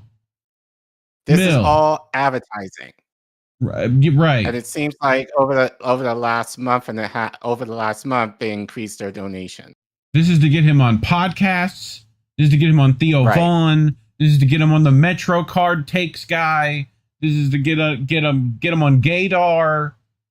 Like, this is how this works. Care, you might wonder who this Deborah Schumer? Well, you know what? Here's I'm just realizing that this is even better than AOC because no one was looking at AOC quite like this.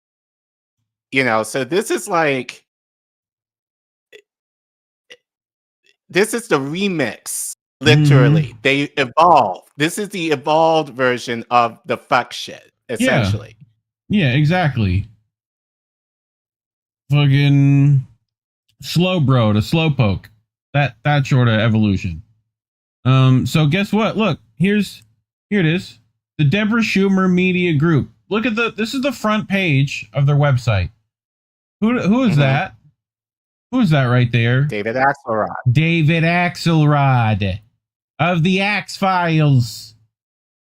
Okay? David motherfucking Axelrod is here. Deborah Schumer was my media buying strategist for 20 years and made sure every dollar we spent counted. She's the best, says fucking David Axelrod. Okay? All right? Like, motherfucking 0 people did their homework, Care Bear, clearly. 0 fucking people did their homework. Well, no, I don't expect normal people to. I don't expect the regular schmegular people to, but I do expect us in independent media to. And the fact that, like, 0 no of you, one, to my knowledge, did this. Right. 0 of you did your homework on the Zohran.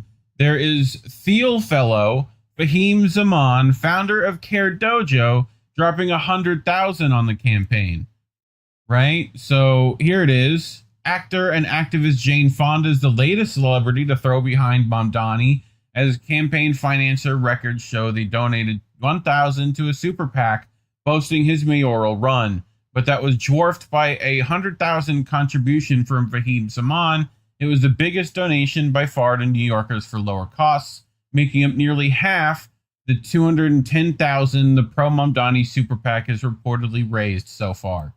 Right? So there's that, right? So if anyone, Jordan Sheraton, is going to tell you that he didn't take super PAC money, you might give him a word. So here, Fahim Zaman, right? Look, young left Harvard, fucking went Harvard, came out of Harvard, right? First fellow and pursue his dream of rethinking healthcare, right? You know, he's got this care dojo, right? Which in and of itself is super weird, right? So Care Dojo is a home health software provider for back office administration, billing, and point of care software. You mean like what they're attaching to those monitors RFK wants to throw out? Right. Things like that. So yeah. A+. Peter Thiel affiliate. Here we go. I'm not the only one looking at these things. Right? Here's 7 C's, friend of the show. Right? He's got the same stuff. The same thing. Clearly, you know, Mr. Finch was sending this to a lot of people, as was myself. That is like my deep throat source, Mr. Finch. Names are changed to protect the innocent. But we got, what else do I have, Care Bear? Oh, David Hogg. Did you hear about that? The David Hogg bit? Yes. Like, he donated. Look at that. Look, there's David Hogg. Right. Now, keep in mind, Dave Hogg has no issue with Hakeem Jeffrey. Like, granted, he just got kicked out of the DNC, but you have no problem with the leader of the party that essentially kicked you out? Okay, sir. So we've got Hope and Change 2.0. Hope is not naive when you have a vision and a movement behind it. Hope is in fact righteous. Shades of Chicago, Obama, you know? I saw someone say that too. It's giving Obama. I mean, I don't know. I don't know what else to tell people. Look, here's the thing. I say this all the time because I get it. I get I do. I get why people kind of fall for this every time, because it's easy just to vote for a person who says the right thing and dust your hands off and think your job is done. It's a lot harder to actually get involved in a good organization, to actually plan shit out locally, and to actually do the shit to help these politicians be accountable. And here's what's going to happen. Because everyone's kind of comparing Zohan to, I forgot his last name, but the mayor in Chicago. I forgot, Brandon. Someone in chat can tell me the name of I kind of remember. Mayor. Yeah. But Zohan is not going to meet the moment because people are not going to hold him accountable. Like the majority of people, they're just going to be like, "Oh, he's done." So like, we just expect him to do shit. Not going to keep your foot on his neck to ensure that he does do the shit. He's going to fuck things up. The media is going to go after him, and then you're going to get like another Eric Adams in the next election, and shit is going to get worse. So people are expecting, and look, I'll say this: if I'm wrong with any of this, I will eat crow. You know, I want to be wrong, but we've seen this play before. You know, it happened with AOC, and even like the fact that he was even accepting like all these endorsements from people like Warren and Schumer and all that kind of bullshit. Jamal Bowman did the same shit. Like, I remember like he was like, "Oh, Obama thanked me for like winning my congressional seat." I'm like, I thought you were a Justice Democrat, Jamal, and you shouldn't have nothing to do with the Democratic Party. And look what happened to him. So but it's just, again, I'm not surprised that people, and I don't want to say dumb. Most people don't know any better, and I kind of expect that. But I would expect better from even our colleagues in independent media that kind of gave mixed reactions to this, know almost who kind you of are. Justifying that him being in office or possibly on the way being in office is a good thing. Like, come on, guys. Like you guys know better. You tell your audiences not or seemingly not to be involved in the duopoly. So why are you giving this guy the time of day in the hope that he's actually going to do something? No. Like, and again, shout out to Fee for calling this out. And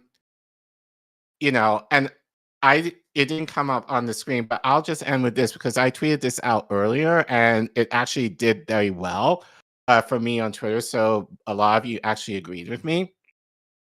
But I said, I'm seeing on social media people praising Sauron for winning New York City's mayoral primary and saying he's our hope. Guys, please don't place your hope in any politician, even the ones you like. You are the hope that you want to see in your community. And I feel like I told Reef, I feel like I repeat that message almost every week, but it's true. Do not rely on these politicians to do the work that you can do better. Honestly, like, don't leave it up to the politician to do the work for you. Because hell, even if for some magic way they're able to get that policy that you want in place, there's always a possibility that that policy will be reneged. I reported what's happening in DC in terms of the ballot initiatives that people have voted for, for raising the wage of tip workers twice. And right now, that might be removed. So as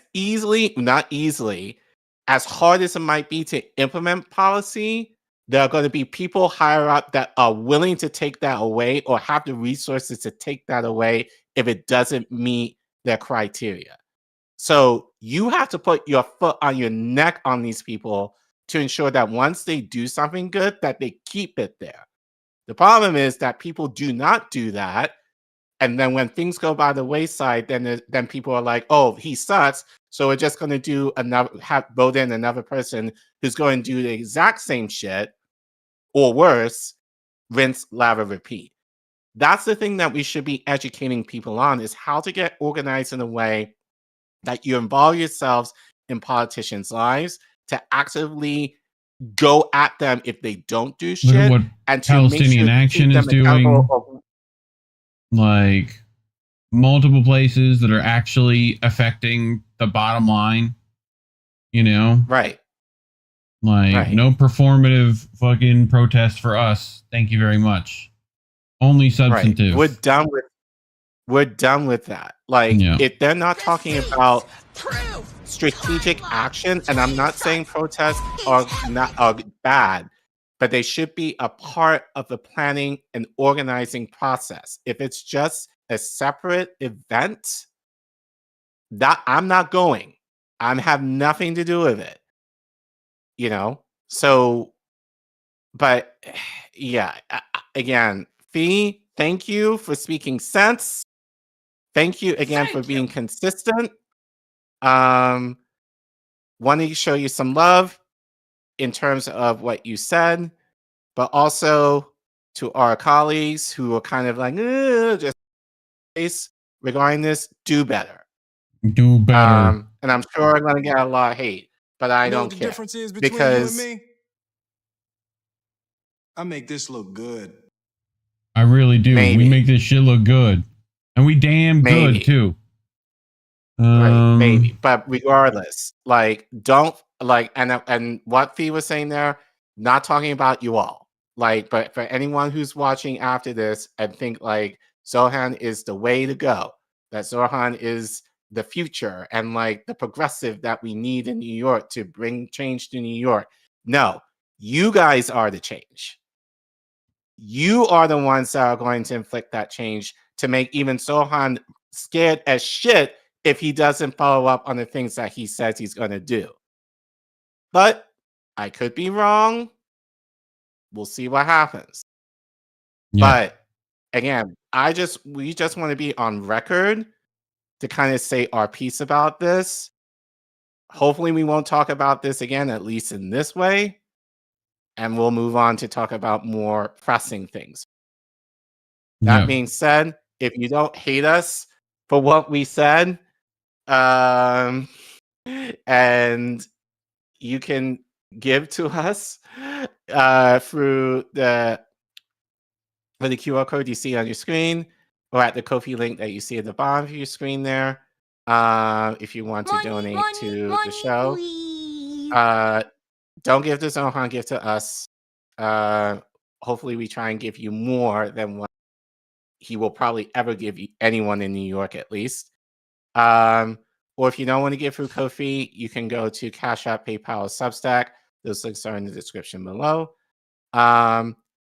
If you don't want to give or cannot give, we understand money's tight. Don't forget to like, share, and subscribe this clip. And make sure you leave a comment. What y'all think regarding his win? Do you agree with what Fee said?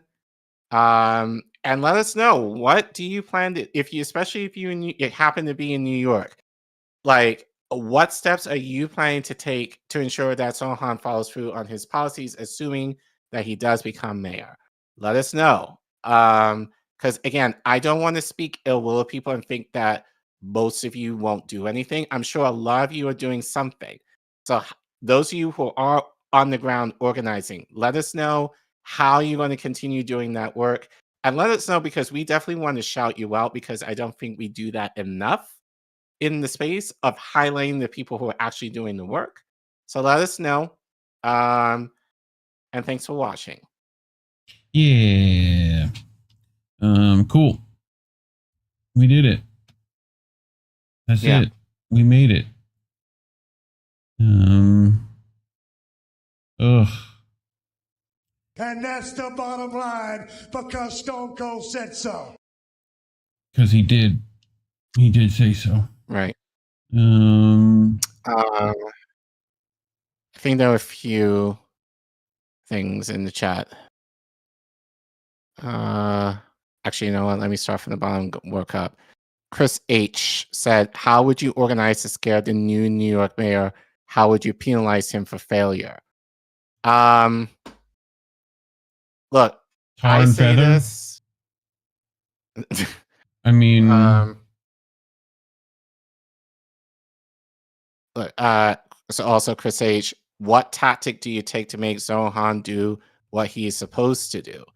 Look, I'm just speaking from my experience. I've said it before and I'll say it again. Doing stuff locally, the way that at least what you should be doing is, now obviously he's mayor. You're not going to have that much interaction with him, but you do with your council members.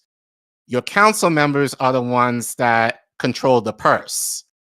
So if you don't know who your council members are, that's who you should be looking at the most. So get involved with an organization if you can, or if your council people should have town halls to kind of talk about what they plan to do as far as what things are they willing to invest in New York, or if just your town or city in general. Find out what they're looking to fund or what they're looking to cut, and get on them on that. That's where you start first.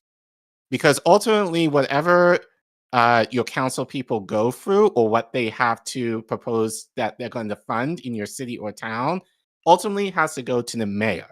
So start there. Know their names, know where they live, and if you're able to meet with them in the town hall, ask them these questions. Ideally, if you're within an organization that is able to advocate for the issues that you care about, that would be the best thing. But I would start there. Like, get to know who your council people are first in your district. Get to know where they stand as far as the policies, because ultimately Zohan is the one that approves the budget. So start there. So I think at least starting there and kind of going from there in terms of get to know that, which it feels bad that I even have to say that, but and how even the councilmen didn't get attention in this. Know who your councilmen are in your town, please. So, Indy in the chat, David Hogg ran a PAC that gave $300K to Zohran. That's the media person. Or same as the woman they paid is the PR strategist that worked for the Axelrod framed Mamdani the same way as Obama, because she was the PR strategist that ran Obama's media. So, yep. Any questions? So let's see. So Chris, hopefully that answered your question. But again, I would suggest start with knowing who your councilmen are. Find out what town halls they're holding. They should. I'm assuming if you live in New York. But if you don't, you should know who your council people are in your town anyway. Ask them their policies. If they have something online, look it up. If there are organizations that or are trying to affect the budget, get in contact with them, and go from there. Again, I'm just saying that for what I do in terms of the teachers in DC. So, I mean, the fact that Chucky the Shoom is involved, it's just like, okay. Hi, I'm Chucky, and I'm your friend to the end. Bad Cookie said Fee is one of the few I never had to side eye. Yeah. And I feel we feel she's extremely underrated in terms of her reporting and her journalism. So, so shout out to Fee. Let's see. Mouse SF, I gotta read this because I think it's funny. I peed on the ground in Nancy Pelosi's neighborhood every day this week, so I am super blessed. It'd be better if you maybe at her mansion. Yeah. Maybe. But Salt the earth. If you feel blessed by it, can't fault you there. All right. Desert Mantis isn't Sohan running as DSA. I mean, I know working families put stuff into them, maybe even Justice Dems. I haven't looked that far. Right. So maybe Soros connections, but maybe. Yeah. Bad Cookies because people are desperate for a hero, Collin. Yeah, be your own hero. I need a hero. Be your own. Yeah. There are a million ways that you can do it in your community. And as I said, you can do it a lot better than any of these politicians can. Yep. So, agreed. What's coming up this week, Care Bear? Sorry, a couple more. Bad Cookies again. Like I said, just another Democrat. Yep. Doesn't matter where did he get the money. Justice Dems only run people for Congress. Indy said he looked it up. I looked it up. Look it up, bro. Right. I think that's it, at least. So, what do we got this week? All right. Same thing. Generally, don't think there's any major changes. But just a reminder for all of those who are new, Monday through Thursday, AM Wake Up, simulcast of AM Wake Up on X only at 10. All these times are Eastern Standard Time, by the way. Pretty much everywhere but YouTube. Let's see. Friday, Independent Review. Also at 10, simulcast on X. Angel in the afternoon at 7 in the evening, followed by American Tradition Clip Show at 10:30. Andy, are you doing a regular one Thursday? I would think so. Yep. Indies in the chat, let us know if Jesse's live tomorrow night. But assuming that will be at 10. Yep. Then on Saturday, Pro Wrestling Talk with Angel Over on the and Richie Ocho. Perfect on the Ocho. Sunday, how do we miss that? Oh, Indy's like, no, Jesse, no Jesse show. American Tradition tomorrow. Okay. He believes. So follow us on Twitter, get any news for updates. Yep. If that changes.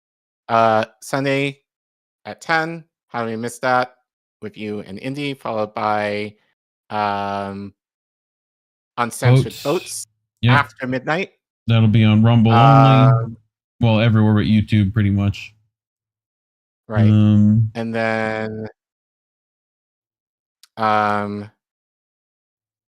then next week will be our last live show for a while. So most of July, actually all of July, other than next week, we'll be on a short hiatus. As we said earlier, we're Same back channel.